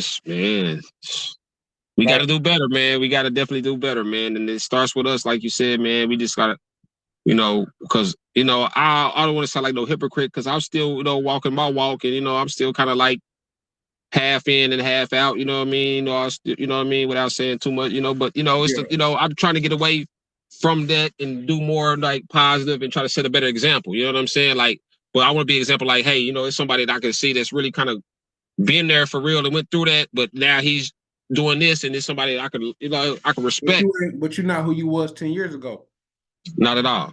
And I thank God for growth, man. Man, it takes time, and to grow. You got to go old. That's why they said old age brings wisdom. You know what I'm saying? These people got to live. You got to live to get that wisdom, man. And I just thank God I got a chance, because we got a lot of homies that ain't here no more. Or that homies that ain't coming home, like you just said, man. They ain't had the time to grasp and get a hold of that wisdom, or they got to learn that the hard way, and they don't even have a chance to apply it because they not gonna ever be able to come out here and be out here anymore. You know what I'm saying? When I say we got homies, I'm talking about in the hundreds. It's so many maybe homies, thousands. You can't even name all the homies. Man, you can't even name them all. Right? Exactly. Yeah. And you know what I'm saying? Like, yeah, people like Oklahoma, oh y'all ride horses. Yeah, but don't get it. So what? Don't get it twisted. We know how to survive, bro. A lot of y'all won't even get y'all hands dirty to even try to jump on a horse. I'm saying y'all too good. I'm saying they be like we country, but niggas done died for this gang banging shit. Niggas done died for this street shit in Oklahoma. Man, it's real. I bet you they respect it in them other places, man. They're not gonna come down here and think it's sweet. Yeah, you know what I'm saying? They know about First 48 and all of that. That's the first thing I heard from out of towners. That's the first thing they say. Bro. I mean, I ain't going there. Y'all got First 48. Bro, okay, well, put some respect on it then. Y'all know what we on my dead mama, when I had went to Memphis, when I was working with that company, the inventory company, or when I went to Memphis, they was like, y'all from Tulsa? We seen y'all on First 48. Y'all crazy. Right. And that's crazy. That had to be the narrative, though, every time we go somewhere, man. Like, man, that's crazy how that is, man. But I promise, everywhere I'd have been out of town in the last 10 years, matter of fact, ever since they started doing the First 48 here, man, everywhere I go, that's the first thing they say. I'm like, man, why is it got to be that? It ain't even. And then when my reply be like, bro, they ain't all that bad. It ain't even like it ain't sweet at all, but it's just like anywhere else, bro. You go in the communities, anywhere in the hood, you know what I mean? It ain't sweet like that, bro. But just respect it. You know what I'm saying? Like, we go to y'all places, we gonna respect it. You know what I'm saying? We know not to go over there, and if we don't know nobody over there in that section, or we know not to be messing around over there in that certain type of area at that type of time. If we don't know nobody over there, we're not gonna go there. If we don't feel comfortable or safe there, we're gonna go there. We're gonna give y'all respect. We're not gonna down talk y'all because y'all have a certain type of culture. Oh, y'all riding horses over there, so we're not gonna take y'all serious as far as like the street stuff. I'm gonna respect any man for they are. I don't care what kind of demographic you come from or what you look like or what what the stereotype may be. I'm gonna give you the benefit of the doubt till you show me otherwise. You know what I'm saying? But I'm gonna respect it at all times. You know what I mean? It go down in Texas. It go down in Kansas. It can go down in Lawrence, Kansas. It can go down in Delaware. You know what I'm saying? Some Delaware cats out there probably smack the shit out of you if you say something wrong. You know, you gotta respect it. You know what I mean? You gotta respect it anywhere. You know what I mean? Like, it's just real life, bro. You know what I mean? But my thing with it is like, you know what I'm saying, and we acknowledge, you know what I'm saying, it go down in every city and state, you know what I'm saying? So those who listening, they're gonna be like, yo, they talking about some real shit. But what we need to change the narrative on that is we gotta stop attacking each other. When I see our videos on social media, bro, it's always us beating up. I was about to say, they see an opportunity to jump on another person. They do that. They love to see somebody jump on somebody else and bring them down. Like, we got to stop doing that because there's other people in these other communities just looking at it and watching. And they laughing at it. It's us beating up or attacking us, and who they get entertainment off our pain and our struggle, and we out here destroying and destructing ourselves, bro. Our pain, our struggle, is their entertainment. No, it's what keeps them in power. That too, but they get an entertainment and enjoyment off of that. Yeah, but they biggest financial gain is the power. Oh yeah, definitely facts. You're right. Like I was telling bro, when they make them bandana house shoes, bandana robes, bandana t-shirts. They know what they doing, bro. Exactly. They know what they're doing. They capitalizing off of that. This capitalism. Off our struggle. All right, we gonna go buy all the blue and red house shoes. We gonna buy the rags, and we gonna go out there and fight and shoot and kill each other. And then it's gonna make the prison population increase. Right. So now the industrial complex is getting money. You know what I mean? The government getting their money, and they getting another Negro off the street. You know what I mean? Same people who run the school systems, control the prison systems. You better know it. And the hip hop industry. Facts. It's a conglomerate, man. They all tied in together, man. It's like a big circle. Hey, man, we gonna hit you from every side. We got you. And then, what's the number one shooter we buy in our community? Jordans. Now, what does Jordan's what percentage of his money go to? The prisons. Prisons, right? I think he got some stock or something like that in prison or something like that. And so, I mean, where's half the niggas is wearing Jordans at? Yeah, he part on in private prisons. Okay, so half the niggas that's in prison was wearing Jordans at one point in time. So y'all, you know what I'm saying? Right. Ain't that crazy? So why is we praising these people though, bro? We buying their shoes, we supporting them, and they out there supporting they support the other cause. They backing up. My fat ass going next up get something to eat. It's like there's a function. I'm eating. Had Sexy Red come out to that country dude song, and when they had her go out to that elementary school. Oh man, that was terrible, man. That's crazy. To a school. That's a design. They implemented in them kids early, man. You know what it is. You know what it was. Bro, when I went to McLean 2 years ago, when we was doing the mentoring.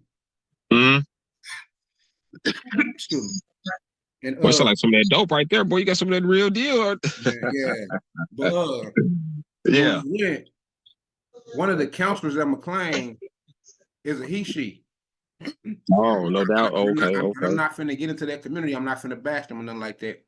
No doubt. Facts. We're not on it. Yeah.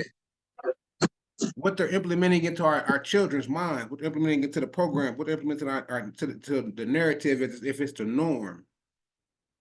Right. Yeah, because it's kind of different in our day. It was kind of more shunned on. It was like more in the closet type of thing. It wasn't so much open. Like it was like, okay, yeah, that's why R. Kelly made that song in the closet. Right. Y'all remember that song in the closet, R. Kelly? That's why he made that song, baby. He was letting y'all know the world was finna knock it out the closet. Well, you couldn't wear skinny jeans back then. You couldn't have on no high waters back then. But you know what, my cousin, listen, man, I was talking to my cousin the other day, and I said, you still got Disney Plus? Because you know how black people do it. Let me get that log in. Because my kids was over there. Yeah, She said, I don't get pay for that no more. It's too much gay stuff on there. And I said, I'm glad you finally see what these people doing. I get that, right. At least they have enough consciousness to understand and see what's been implemented. Yeah, what's going on. They're like, hold on, man, this ain't really for me. Why is they doing this? I'm gonna stop watching Disney that because I don't Plus. want that to get into my conscience. Have No, y'all go ahead, seen? my bad, brother. Have y'all seen the new Chucky? I haven't seen that, man. I am not really into much horror, bro. I'm not really a horror. They got like They don't make the movies like they used to. This shit is 3D. bro, no, they got the new. It's like the episode shit on Netflix, but I seen it on the little shit I be watching. But I think I seen advertisements, but I haven't seen it. Now they got a Chucky show. Yeah. Season after season. And and he controlling these little high school boys, and he had turned one of the little so-called black boys and one of the little Caucasian boys had him kissing in the fucking show. Oh wow! See how they do that, man? See how they do that, and they targeted the children, the youth again. You go back to the teenagers. Yeah, you know man, bro, that's what they doing. That's what they doing. They target them early so they can implement it. They like that, like you said, make it norm. So when they grow up and get a sense of overstanding, where they really come into a man or their manhood, they be like, "Oh, well, that's normal. I've been seeing this since I was a child. There's nothing different." But you know why they doing it though? Because like they said over there in Europe or wherever, George Washington, the motherfuckers with them wigs on back in the day. England. Yeah, them England. Yeah, them motherfuckers in England. Yeah, you right. I said Europe. Yeah, in England. That's how they do. That's how they do over there. They only got women around just to have babies because they love being gay. It was the norm for them. That was their whole culture. That's what they was taught since they was children. So now they teaching it. Yeah, now they teaching it to these kids in America. They doing it now here. Well, America ain't nothing but like the 13 colonies anyway. This ain't nothing but like, you know what I'm saying, Great Britain all over again anyway. Great Britain, France, and Spain is in control. Yeah, right. Yeah, we've been colonized from the jump, bro. So you know what I mean. So you know they fighting over power. Also go back to the when the slave. They fight power over this something that really belonged to us. We was already here. You know what I mean. Let's go back to the truth. We speaking truth, but let's go so they don't think that we promoting hate. Let's not forget. Okay, facts, because we're not on that either. Yeah, not at all. Let's not forget that our ancestors were molested. You know what I mean, touched and violated. You know what I'm saying, from little girls to adults. Of course. You know, right. But it's been happening over here for the longest too, with the Pope and Catholic churches. But they just that's originally their culture, bro. That's all. Have y'all ever heard of a movie called Good Uncle Tom's Cabin? I heard of that. I think I actually seen that. It's an old school joint. Yeah. It's gonna piss you off. I had to cut it off the first time I watched it, and I had to brace myself to watch it again. That's the first slave movie ever that made me have to cut it off. You so upset probably that it's like, oh man, I can't watch this. When I saw the Europeans going there born and rape all them sisters in front of their children. Oh yeah. Yeah, that's tough, man. That's like they wasn't doing it like that's like, you know what I mean? Like that's why you got these certain individuals now with these children and stuff, and you know what I mean? And then they teach the culture and the stuff with us, and we get in the industry and want to implement in the same thing they doing so bad, they get caught up in that. You know what I mean? Like even to put it in the terms with our community in the hip hop. You got the thing with the whole rap beef with Kendrick and Drake. He just got exposed as being with pedophilia behavior. You know what I'm saying? But that's the only thing that he been called and implemented by you know his culture and the people that he was around, influenced. You know what I mean? It's just been passed down. And the Black Friday concept. When you go back to like the circus or the fair, we were the original animals in the fair and the zoo and all that shit. They had us in there naked. Look at this monkey. Look at this Negroid. Right. That's where all that come from. Yeah, that whole narrative. Right. Exactly. They had us like exhibit like animals. You're right. They made a mockery of us. They broke us and tore us down and made us feel so inferior, like we wasn't even like considered a human being. Then they told us we wasn't but like 3/4 of a human being. Right. And it's like, wow. So we had to overcome all of that. Now we've come to understand who we really are. Now they fearing it because it's like, oh man, they might really come for our head. Because of all that stuff we really did and how we just defeated them and brought them down. Some of our people they heard what Cat Williams said. The reckoning is now, 2024. Nigga, the reckoning is coming. Oh, you better know it, man. It's the awakening. People more getting aware. You know what I'm saying? But at the end of the day, before we even go there, if we have to go there, and maybe I'm pretty sure, we're going to have to clean up our own backyard because we on our own way. Like I was talking about earlier, what I was telling bro, I was talking about, man, we got certain people that's like gatekeepers in our own community. Like these Divine Nine individuals, I'm not really gonna get into all of that because y'all don't, no individuals coming from me. We get along with everybody. Shout out to everybody in the, in that community, man. Y'all keep doing what y'all doing, but just stay over there. But anyway, yeah, man. They keep a stronghold on us, and they keep us, where we can't really advance or get to where we need to be. They make it convenient for them and their families and get a little couple of trinkets or get a paycheck or two. and they act like they gonna do something for the community, but they do the total opposite. You know what I'm saying? It really kind of keep us back. So we're gonna have to clean that up and address that issue before we can move forward and come together and build. You know what I'm saying? That's the main problem we having right now. We gotta clean up our own backyard. You know what I mean? Until we do that, bro, we're not gonna really even be able to move forward or do nothing. You know what I mean? And that starts with the family. I mean, like if you look at the so-called black community on the outside, yeah, we fucked up in the outside world, yeah. But look at our family structures. Look at all the division within the households. Right. Don't You're talk right. for whatever reason. Aunties that don't. It ain't like I'm gonna speak on myself, but I ain't gonna go into too much detail. You know what I mean? Because I don't know which family members may watch this, which ones may not. But when I was gang banging and I was living that lifestyle, it was all kind of love. It was all kind of love. But when I became aware of self, knowledge of self started coming to. But that's just a part of that, bro, because you know everybody ain't gonna accept that. They see you as this all the time. When you see that, they see change. A lot of people fear what they don't understand. So of course you're gonna get addressed with backlash or disgust, or not even disgust, but displeasement of what you're doing, because people don't understand that. You know, they don't see that. But like I told Lil Love, when he turned to Islam and he got to the halfway house and was down there at the Avalon, he came and hollered at me. Everybody ain't gonna want to elevate. Some people love being comfortable where they at. They in their comfort zone. Or they don't do want it just for the convenience. They might make a change or try to do something for something that's gonna be convenient to them in the right there, then and there, whatever get them by for that moment, or whatever convenient for them at that moment. Yeah, okay, they ain't I'm really trying to grow. as this for right now because I know this is gonna get me through this, or it's gonna help me, feel comfortable more about this situation. Because this is why I say this is why I say the inside though, and I notice I always relate things to like back then or slave time because it's the same mentality. But this is why I say that. When you look at Harriet Tubman or Nat Turner, who were the first people they tried to free? Their family. Their family. You're right. And it was their family was like, "Whoa, no, what you doing?" Right. And not talk like that. That's crazy, right? Your family. Sometimes your family be your worst enemy, though. It wasn't even that. They just scared. Yeah, they was nervous. They was in their comfort zone. They was comfortable. They was comfortable with what they was used to. So they wouldn't. They was, like you said, afraid to step out and take a chance or take a risk. Yeah, like, scared to change. They were scared to change the elevator. Right. Back then, they was afraid of being beaten, being raped, being. You know what I'm saying? I mean, but see, that was a fear factor. They didn't want to die. Yeah, exactly. Right. Yeah, but see, today it's them. They're still like that because in their head, that's what when I was talking to you, like these youngsters, niggas will be out arguing in the crowd. As soon as they see a white person that look like he might be the police, they'll calm down with their argument until that motherfucker will disappear out of their sight, and then they get back tripping. Right. That's crazy. So it's still in us. Like today, like that's why my sister be telling when she worked in juvenile, she like, man, my brother had a fight with the police in my mama's front yard when I was like 6 or 7 years old. I still remember it to this day when they finally hog-tied him and got him down and all that. And she like when she went to school, they wasn't supposed to do that because she had to take criminal justice to work in a juvenile hall. And she was like, yeah, now they said they said they ain't supposed to do that.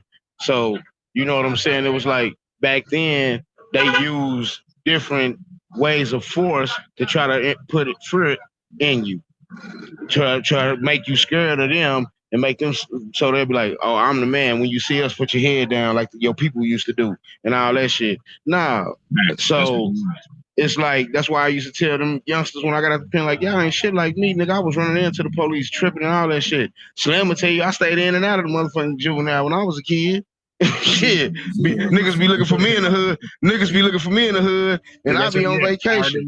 Yeah, bro, gone for a minute. I bet it'd be summertime. Yeah, I see bro on the block in a minute, man. Nigga on the set, cause it used to be me, him, Bougie, nigga, little Adrian Hardridge, bro, AK, Gerald Ray, Juneteenth. You'll see us, nigga. We all stayed on Greenwood. I'm from Hood, they from Hoover, all that shit, bro. My nigga talk him. G, he from Hood. It'll be Hood and Hoover, nigga. So back in the day, I used to call her to chill. We came a long way, bro. Because I remember when I first moved over here, man, it wasn't always like that. You know what I'm saying? It was rough for me because I was like one of the first guys that wasn't from Greenwood from neighborhood. Over here. And it was more like I I remember when Don had to come stay with y'all, that nigga pulled a 32 revolver on me, nigga. That nigga Mike said, no, you ain't gonna do that to Appleberry if you don't like that nigga, y'all can fight.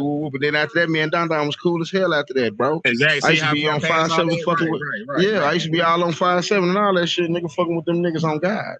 Yeah, my cousin Dante had a house over there. So, like, nigga, I used to always be over there at the 56 though, go to McLean basketball games and shit, Don being there selling jewelry and all kind of shit. Nigga, on God, my nigga stayed with his little rings and necklaces and shit. Fly young niggas, man. We fly young guys, man. We came from that. Our era was different, man. We got money, we stayed fly.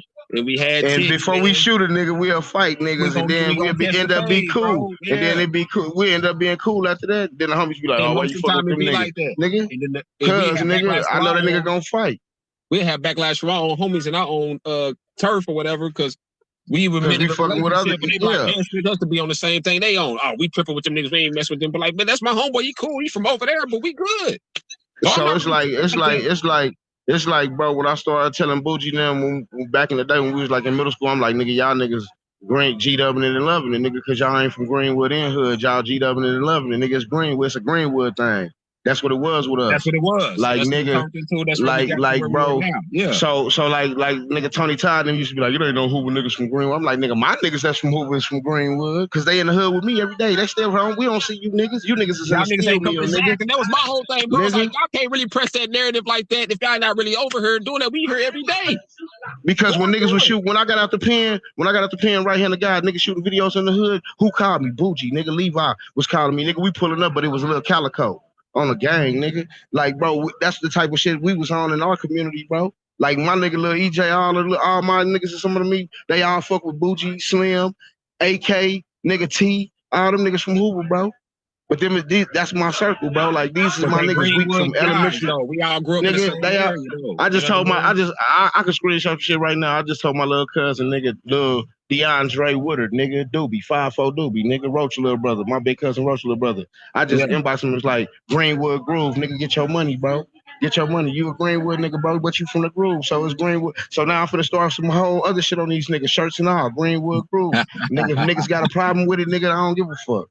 Because these niggas was over here in the turf with me, bro. I think more like the more the OGs might have a little issue with that in this beginning, bro. But I think they can't, nigga. Like I told Bones, like I told all my cousins, I told Bones, all them niggas, bro, they wasn't in the hood. When did you see them niggas? Juneteenth or fucking mostly the Martin Luther King parade when Bam was over there. They wasn't when Bam pulled that block like that. And if bro. When Bam, if they had an issue, we could all address it and got past that too. Because I had homies too, like my homie Pee Wee. You know what I'm saying from the dub. You know what I'm saying. He's like, man, this a cool thing, but if y'all gonna do that, just be like, y'all Crips don't just put the Hoover thing or just say Greenwood. You know what I'm saying? I'm like, that's cool. Nigga, they can't, but niggas can't. But like I told bro, like I told them niggas, bro. I told them niggas, it's a turf, like in Northern Cali, they turf bang. It just, for me, it's like, I'm from where I'm from, but I represent this community. This is where I grew up at, and these are my guys. They gonna give me my This is the turf. That's the turf. We in Oakland, in Northern Cali, they turf bang. Whatever area you from, Olive, nigga, 900 block, all that shit, them is turfs, bro. Exactly. So it'll be like niggas wearing red, it'll be niggas wearing blue, but they from the same turf, but they ain't got Crips and Bloods. So just like the squeeze team, that was a clique. That's what Greenwood, nigga, that my one gang shit, Greenwood, that shit is a clique, bro.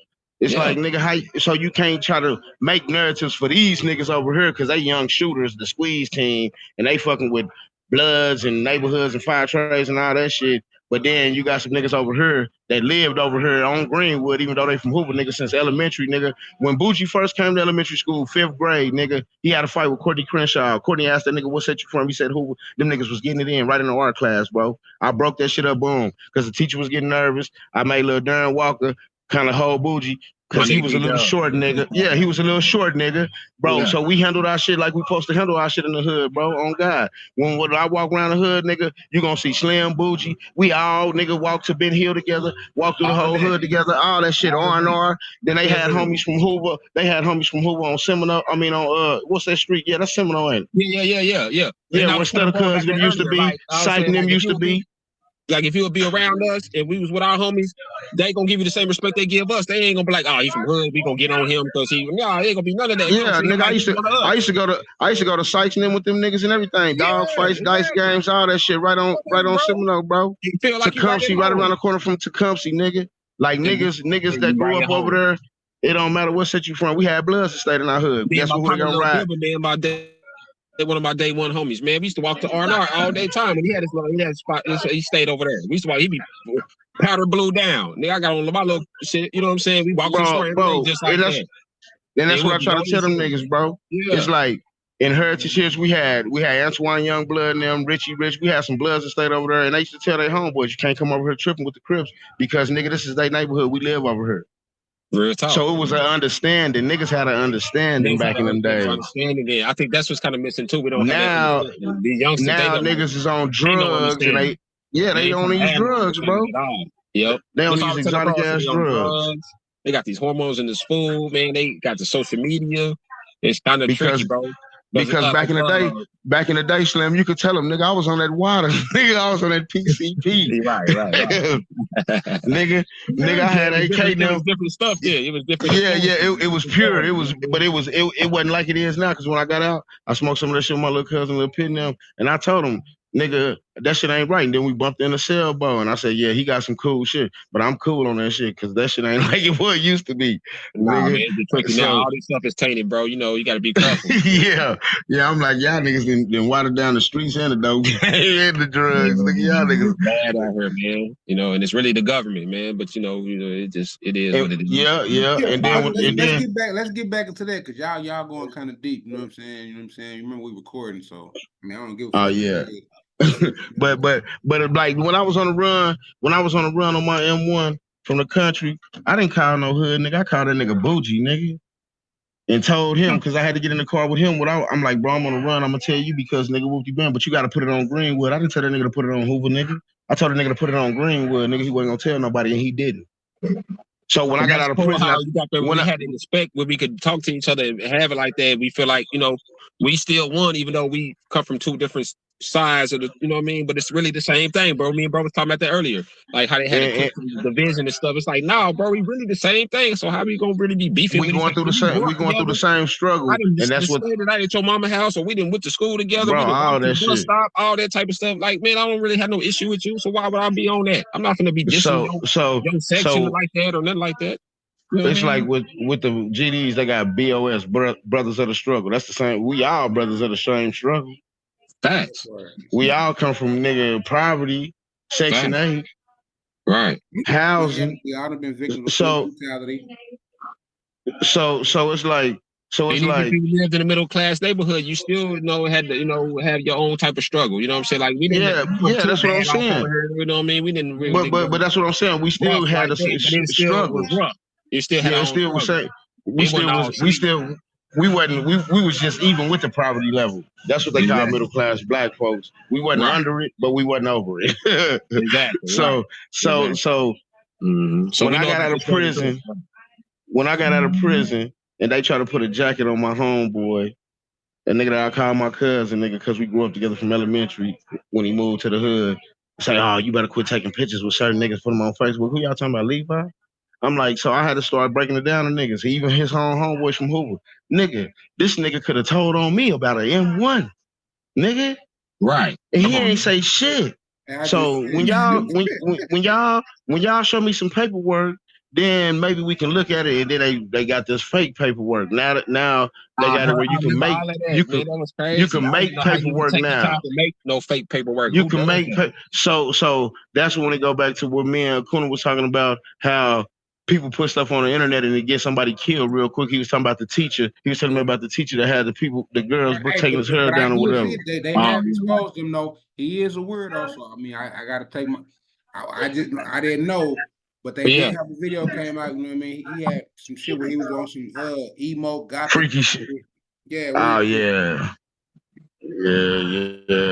But if you wouldn't have said nothing, that the rest of that shit probably wouldn't have came out. You see what I'm saying? Mm-hmm. If you wasn't holding people accountable like how Abdullah be doing, without you saying this and putting this on the internet, but can you show proof, more proof, solid proof? So that's what it's about. Like, boom. So them niggas couldn't show solid proof on Bougie. Then they came with this fake paperwork. It didn't even have the man's real name on the shit. I mean, it had his Levi Harris, but that ain't his first name. If you know this man and grew up with this man, you know that ain't his first name. Him and his daddy got the same name. And people don't know that man that deep to know that shit or know them people name. Because when we was young, he used to be like, I don't like being called that because it's a girl name. Right. And I'm like, So how would you even get the time and how would you even put together some fake paperwork? Like, bro, who does that? Bro. That shows me what kind of type of time these Negroes is really on out here. Because who gonna sit down all day and take their time and energy and effort to make up some fake paperwork? You know what I'm saying? But now all you got to do is have AI to do it and print it out. Shit, that's crazy. I wouldn't even know what. Why would I even go and even try to attempt some stuff? Like, bro, ain't nobody doing that, bro. There's way more other stuff. The people that's doing it is the ones that's telling, because the main person that was doing it, he was on the page, right, on the front page. You know what I'm saying? You gotta put it on them before they put it on you. Before they find out the truth. Let me put it on somebody else, put the heat on them and make them look at somebody else so they won't even look into me. They're going to say, oh, he was the nigga that put him out there. But really, you was lying. Then you didn't want to do nothing when he pulled up on you at the park in our neighborhood. Lacey Park is still our neighborhood. But on the subject of snitching, it's like the music art. I'm gonna say the hip hop industry made it like that shit cool. You know what I'm saying? Yeah. It's been motherfuckers down here that's rats. Motherfuckers knows motherfuckers is rats. You know what I'm saying? But they still get passes and shit. You know what I'm saying? Then I'm watching like from the Tekashi shit. All these Chicago rappers, they be talking about they be drilling. They in there telling on each other. They working with the people. Yeah, that's how they been getting away with them drills for so long, baby. Come on, man. The government gonna leave them out there to keep killing each other long as you get somebody busted. If I give you the dope, man. A lot of these channels, they show all these different sets, whether they be Crips, Bloods, GDB, whatever, it don't even matter, bro. Somebody telling. Yeah. Somebody telling. And these big in BMF, somebody told. Right. You know what I'm saying? I just saw that Wiggins News or whatever on YouTube, a Detroit Kingpin got told on by his connect. It's about to get noisy, so I'm gonna hit y'all when I get to the house. See if y'all still on there. All right, you already Yeah, I just clocked out and finna get in the car with my daughter. Okay, yeah, just tap in. All right, bet.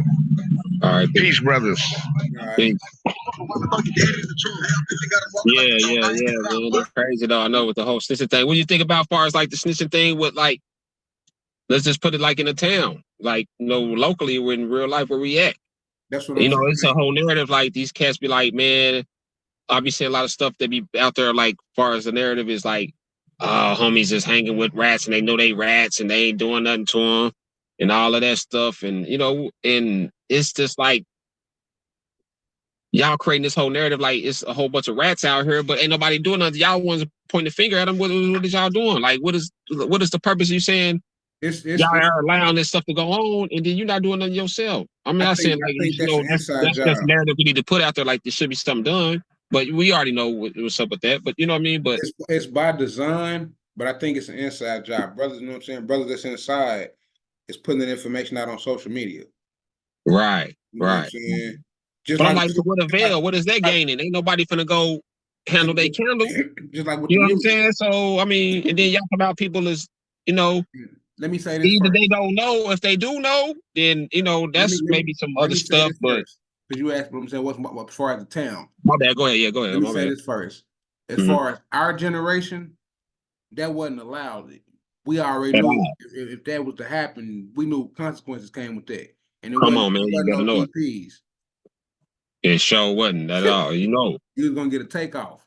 There's grounds for dismissal, right? Of course. What I'm saying? Right. So we knew that was not tolerable. Yeah, right. That's why I know for a fact my name will never be on nothing. Oh, my mama though. Hey man, I know that's right. A lot of people can't say that though, bro. You feel me? Name on nothing. Man, come on now. And I done did some crash dummy shit. Come on, man. We all didn't had our day. We did what we did. We had to do what we had to do, man. We all had to live and learn, bro. But at the same time, we stood on integrity. We stood on business. We stood on the principles and the morals that we was taught when we signed up to do what we did and when we got into what we got into, bro. And we upheld it to the highest regard. I ain't never cited nobody. I ain't no badass. I never claimed to be. I didn't have my skiffles. I didn't got jumped. I didn't jump some people. We hit licks. Man, it's part of the lifestyle and the culture, man. We had to endure, man. We overcame all of that. But that's just a part of the lifestyle. Now, youngsters see it like it's entertainment or it's fun or it's a thing to do. And it wasn't that, bro. We was really out here You know what I mean? Trying to survive. We looking over our shoulder. We don't know if we're going to live or die behind this stuff we out here. You know what I mean? We children, too. After we 14, 15, 16 years old, we going to these functions. And it's older cats, 19, 20, man. They going there. They go, man, we don't know if we going to make it up out of there. You know what I'm saying? Bro, I was I going remember one time I was in, it was me and a couple of my partners, man. We was an old Osage. You know, old Osage, you know how that was back in the day. You know what I'm saying? And they used to have these house parties, you know what I'm saying? And we had ran into some chicks out there, and it's like, yeah, it's a party around the corner. Whoop is live. Y'all come meet us over there. And it was like, all right, but some reason we didn't go with the chicks. They was like, just meet them there for some reason. They was adamant on having us meet us there. Boom, okay, we get doing what we doing. I think we, you know, so we twist up something, you know what I'm saying, whatever. Boom, we finally make it over there. We walk in there. It's a gang of red rags in there. You know, say gang of Damus in there, man. They all flamed up from the top to the floor. You know, we ain't Damu. So we walking there, we like, oh, we looking at each other like, oh, what the hell with the Brandon? You know what I'm saying? It's like, oh. What's going on? Yeah, it was kind of different then. It was like, oh, man, we don't know if we got to get up out of here, bro. This might not go well. You know what I'm saying? So we kind of played it cool, said we had to say, and we got up out of there. We kind of played it like, you know what I mean? We were in affiliates, you know, even though they know they were older, so they really didn't know us like that. They was like, oh, these are some little youngsters, you know what I'm saying? So, but, you know, it get tricky like that, you know what I'm saying? But it was just like a respect thing. We're like, okay, we know these guys is, you know what I mean? I got a testimony. I got a testimony, and anybody from the town, saying, and I got, like I said, what we was talking about earlier, I got Damu homies, rest in peace, you know what I'm saying? I got Damu homies that's alive right now, you know what I'm saying? So shout out to them.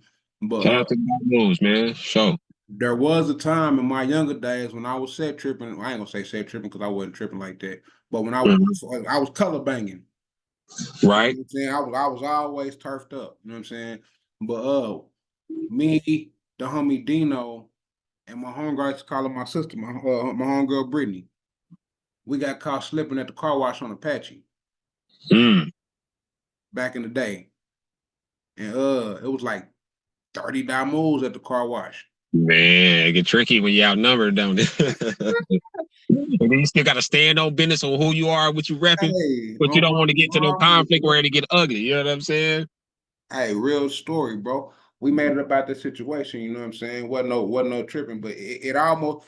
They tried to make me come up out my shit. You know what I'm saying? I was oranged out. You know what I'm saying? And I wasn't doing it. You know what I mean? And some homies came through. Just so happened, I guess they seen us, seen them. Some homies came through. We made it about the situation. You know what I'm saying? But yeah, thank God for that. You know what I'm saying? Shit got tricky. Right. I know how it is. It was different than that. When they had enough respect, like we had know certain things. Like now, they wouldn't like the youngster now. They'll try to go take that on, or you know, they'll cause a whole melee, and you know that there's a lose situation.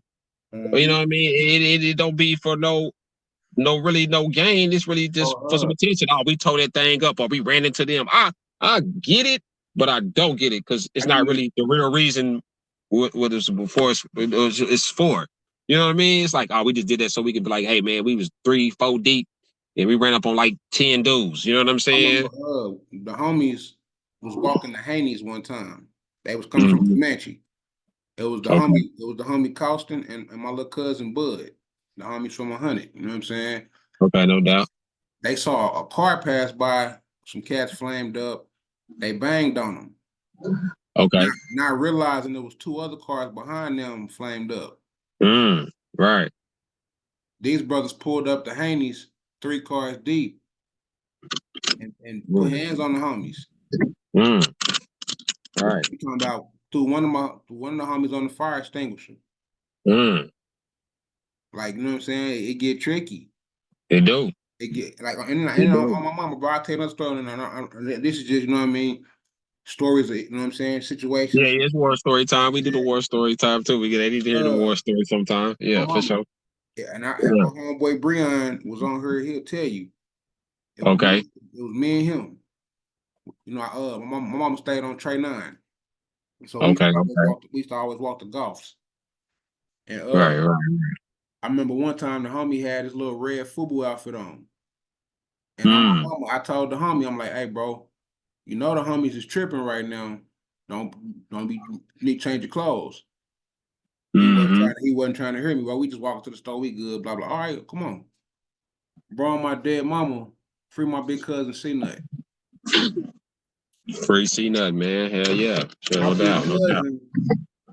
cousin, him and some of the other homies passed by in the car. Kinfolk had it on him. He yelled out my name. He pulled up to the gas station. If he wouldn't have seen me, he was finna get off on the homie. Mm. Cause some Damo stole his car. Mm. And I had just so happened, I told the homie, like, hey bro, you need to change clothes. He wasn't trying to hear that. Mm-hmm. And we get to the store. If I wouldn't have been there with you, bro, the homie wouldn't even be here to this day. Man, right. That's crazy how that stuff be, man. Man. It get tricky. Then be like situations where it be lessons to learn from that too. It's like, damn, you know what I mean? Sometimes you gotta look at it like, damn, there's probably some kind of lesson that you're supposed to learn from them situations. They done went the other way, like you said. What they say, slippers count? Man, you better know it, man. Hey, you better stay on your stuff. That's what that is. And that's another reason why we got to change the narrative and tell you. I mean, we can make jokes of it because we done been through it. We done survived. We done been through it, but now it's really real. They really still living it. So yeah, we can't really paint the narrative like that. You know what I mean? But it's like, hey man, we know what y'all going through. You know, we have empathy and we know what y'all going through. But listen, y'all can do it different and where y'all don't have to go through that. You know what I'm saying?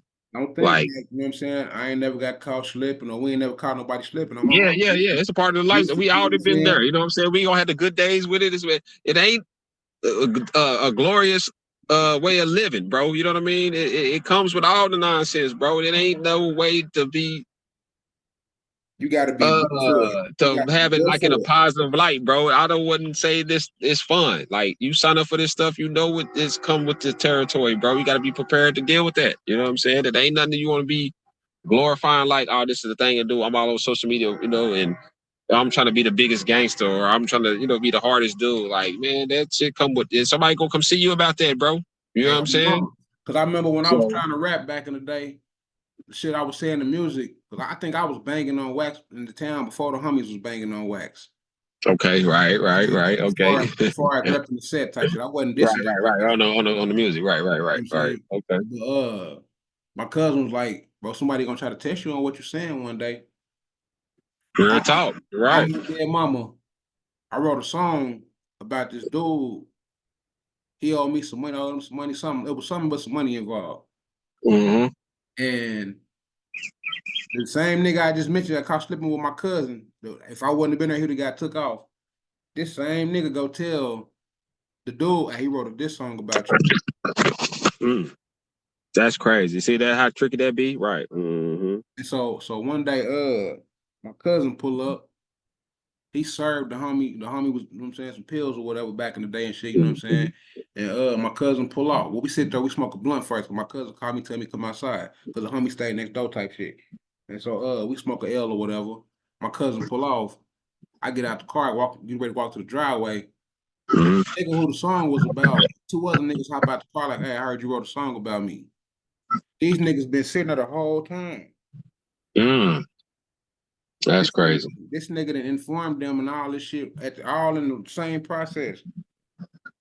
So again, I got caught slipping, but I'm at home. So my little brother and my sister came outside with them swords. Right. Ready to catch some bodies. Mm-hmm. You know what I'm saying? And so I ended up pop out, but you know what I'm saying? Like that shit got tricky.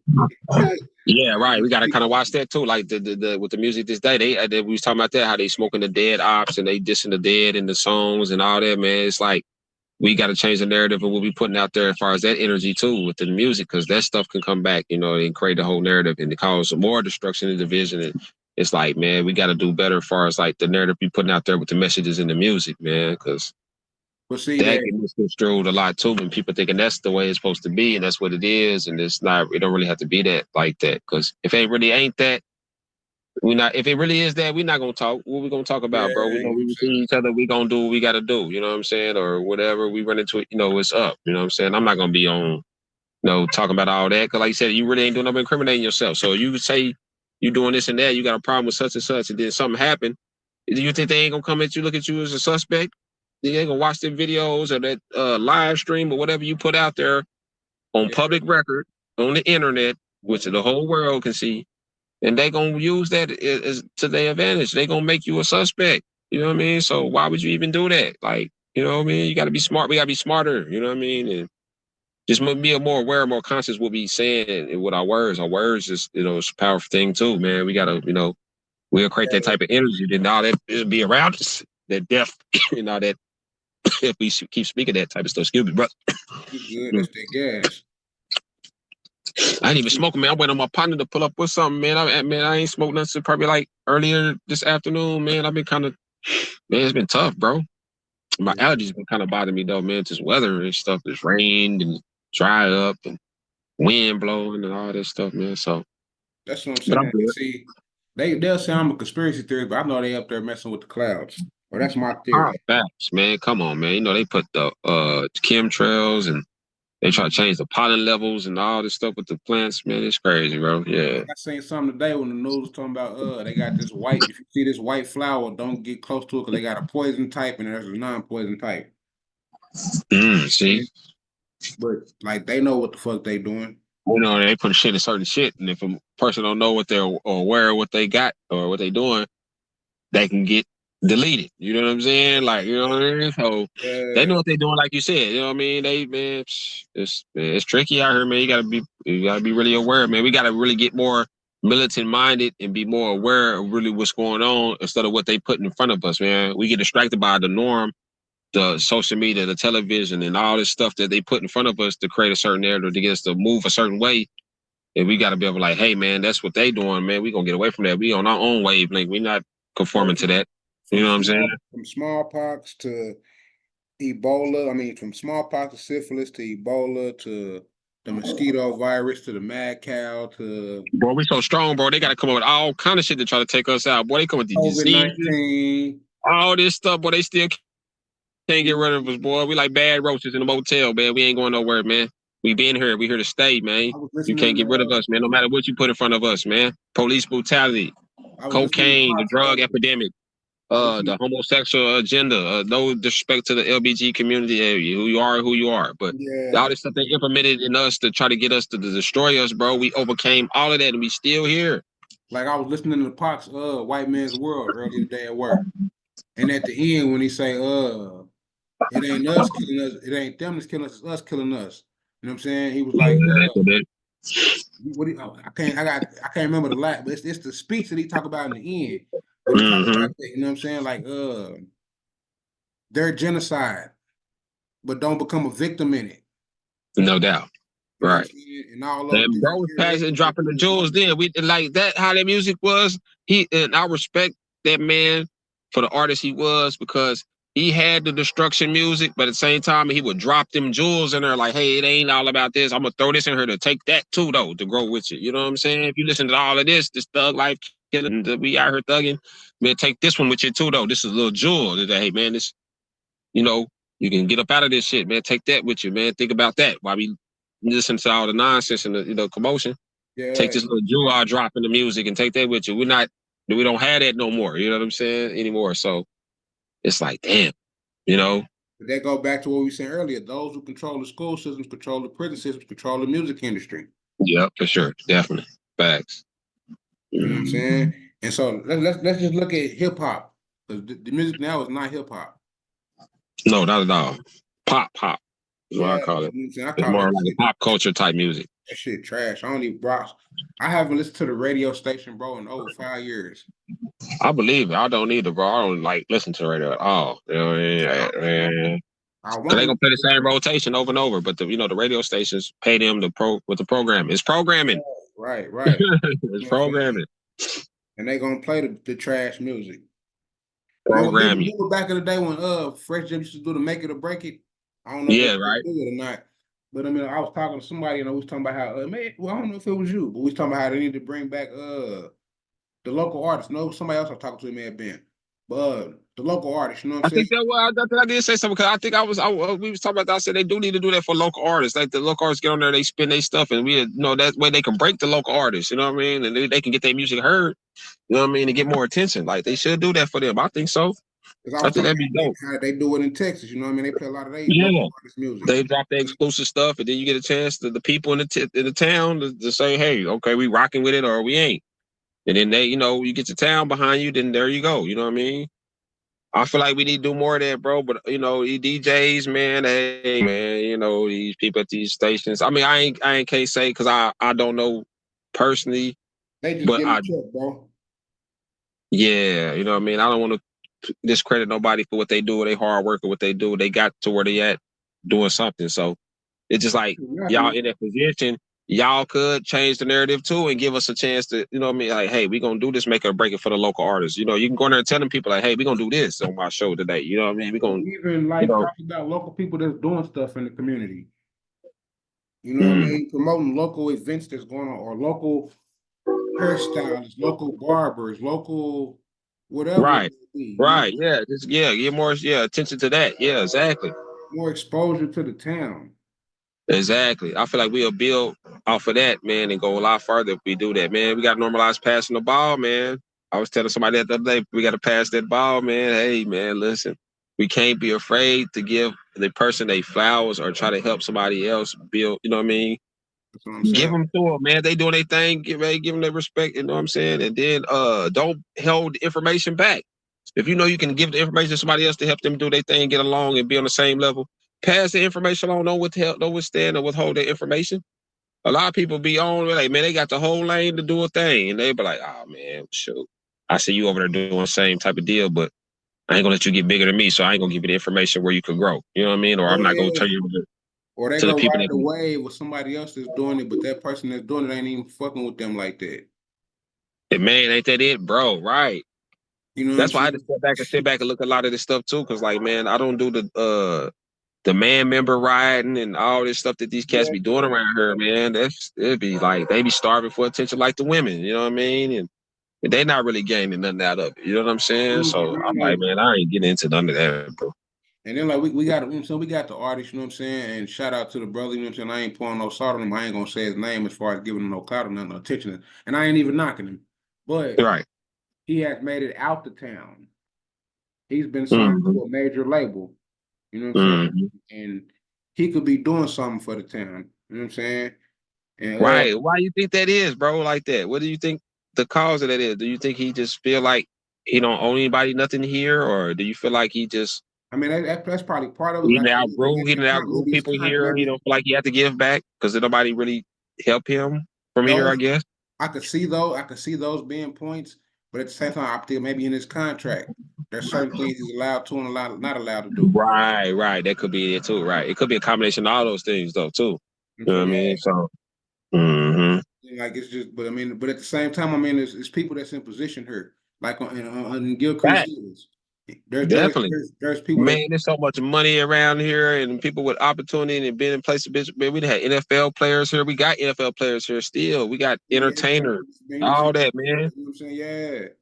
I mean, but people want to be in this whole stagnant narrative. All right, I'm just gonna take care of me and mine, make sure my family good, man. I ain't gonna, let nobody else get on and get the game. You know what I'm saying? We'll just look good in me and mine, and we be the best looking people in the town, and everybody else would just be, when they inferior to us. We the big wigs. We did it. You know what I mean? It just seems like it's that type of thing going on. It's like it's not enough. That's like the Elder Moore was telling me when we first started conversating back last year. He was saying like, why there are people that become successful, they move out the hood, but they go marry another, right. They go get one of them others. You know what I'm saying? We go build a whole thing with them and forget. Yeah, that's sad. I don't know. I can never get my hands around that either, though. But join these fraternities. A lot of man. Alpha Betas and Alpha Greeks or whatever, you know what I mean? They join all them secret societies and stuff. Yeah. You know what I'm saying? Y'all run right back into the problem. Y'all supposed to be getting away from that. Then y'all go turn them for help. It's like we dependent on them again. Yeah, they go to the college, let them spank and then they're going to treat you how they treat you. As soon as you do something wrong, they're going to treat you how they really feel about you. You know what I'm saying? So you did all of that for what? I give you a prime example. Them people knew about R. Kelly and Aaliyah way before she passed. Oh, of course, definitely. They knew she was underage. Definitely. You know but they waited until... We waited later on. We're going to keep this dirty, so later on in the third, we're going to come back for you. We're going to hang this over your head. That's why when he came with that, I wish, when he was talking to his moms in that song, if you listen to the words, he was telling me he knew he fucked up. And I'm not saying he knew he fucked up with the Aaliyah situation, but as far as whatever was going on, him breaking away from the elites, he knew he fucked up. Yeah. Mm-hmm. And all of a He sudden, basically said he wish he could do it all over again. He would have did it different. He wouldn't have messed around. yeah, But he you didn't know what know I'm that's what saying? he didn't know that's what he was getting himself into. Yeah. Or he didn't know he was getting as far deep and never what this really was gonna be. But they paint a whole narrative like it's something else before you signed up, man. You know, they don't make it. It makes it like it's the top of the world. Everything's sweet. You ain't gonna have no worries. You know what I mean? You can do whatever you want to do. I don't know how the man mothers pass, but I know a lot of these artists sacrifice their mothers. They Right. ones. Mm-hmm. You know what I'm saying? So who's to say? You know what I'm saying? I don't know. I'm not I don't know either. There's nothing here. Yeah, right. But we can't rule that out. We don't know. Yeah, you know what I'm saying? So that could be something he'd be like he trying to make amends for that too. You know what I mean? He could be like, hey, I'm taking this song to make amends for that too. You know, then like the whole Bill Cosby. Like Bill Cosby, he wanted to come with a black network channel. He wanted to come with a channel for the people. And then all of a sudden, and I'm glad you said that, bro. Before I don't want to cut you off, but before you go a little further, why do you feel like when because that goes to show it has been people that have tried to do that, been in position of power, but it seems like every time they do it, the establishment or the PTB put a monkey wrench in the game and sabotage. You know what I'm saying? It's like we're not never gonna let y'all do that, because if y'all do, we know we through. You know what I'm saying? Like Tyler Perry, he built his own studio, but he was trying to get some other people to do it where they make a big Hollywood franchise studio. And they didn't do him like they did Bill, but they made him sweep that under the rug. You know what I'm saying? They was gonna put a whole narrative about him. They were trying to bash him about his activities and stuff, and it didn't go as far as it could have. But he must have went in there and made a deal with him, like, all right, we're gonna dumb it down. I won't do as much. Yeah, he went ahead and submitted. Mm-hmm. He submitted, of course. Yeah, it's like every time a person in the position of power try to make a move like that, they get implemented by the system and they sabotage it. Then we be right back at the same. They put the negativity and nonsense back out, or they destroy their whole career and just get them out of the way because they feel like, oh no, we can't let him. He got these ideas and these thoughts, and they got this heavy influence on these people. We might have a problem. You know what I'm saying? So we're going to get them all the way out. So we're going to put a scandal on them. We're going to make them like they just the worst person ever. So that nobody want to follow anything they got to say. You know what I'm saying? That'd be another dream or another movement dead. You know what I mean? Or put to the side. You know what I mean? That's just like with these social media sites. They pick and choose how many people can see what you post. Yeah, that's crazy. Right. Yeah. So yeah, right. It's only certain, man. It's like we got so much against us with that, man. But I feel like the things we having like with these conversations, the more we put this type of energy and this narrative out, man, I feel like it'll grow. I feel like it is growing, like because like everybody's doing this type of thing. It's not just us, it's people all over the country and all over, doing this type of thing. So I feel like it's growing. You know what I mean? We just gotta do more as far as like locally. What we've been doing is to bring more people in that's on like-minded, that's on the same like level, as far as like the aspect of what we doing, you know what I'm saying? Like if they on the same type of page, or like far as like just trying to put this information and have these conversations, we just gonna bring more people along, and I feel like it's just gonna grow from there. You know what I mean? And that's why they gonna see like with this platform, with my whole YouTube, helping our people elevate. You know what I'm saying? Subscribe. You know what I'm saying? But that's what I've been on. You know what I'm saying? That's the whole goal. So with the information, with the classes, with the podcast, we speaking locally, but I know everything we talk about goes on across the 50 states. Facts. Mm-hmm. You know what I'm saying? And we can do it here locally. They can be like, well, damn, man, somebody else might turn it on to another place. So when they because like you said, we on this YouTube, so it's people that's gonna be tuning in all over. Like, you know what I'm saying? So like, but I don't see many people in Oklahoma or as far as Tulsa talking about what we're gonna be talking about what we are talking about. No, not at all. I feel like this may create lanes. So after it start going and we start getting the views up, the buzz start growing, people gonna try to emulate and duplicate the thing. You know how it goes. You know what I'm saying? I can see them already trying to do it just based on them seeing what I'm doing. Facts, right. Mm-hmm. Right. You know how they go. Everybody want to be like, I did it first, or like everything with the whole podcast thing. Like, everybody trying to do that now, as far as like locally. Yeah, that's cool. I admire it. I feel like it's a good thing because like everybody need to get on the, do something to make you feel good. Something that we can get some good information. I'm not knocking. I'm not a hater, but it's like sisters get more attention when they're just showing off their bodies. That's not educated. That's not uplifting our people. That's not teaching them. That's not helping our people. Not at all. Right. You know right.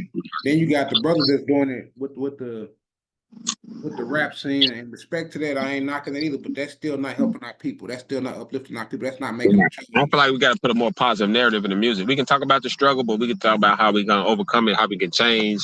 You know, I feel like we all have to do a better example of that. Like, you know, we just got to put a different narrative with that. You know, we got to make more conscious money. I'm not saying just be like, beat them down with the consciousness, but you know what I'm saying? At the same time, that's the ultimate, you know, message that we trying to get across. Or, you know what I mean? You know, Bro, like, hey, we've been through this, but now we trying to change and we got to do this. Let's give them a narrative where, like, hey, man, even though we get caught up in this lifestyle, this is just really going on. This is why it's been created to be like this. You know what I'm saying?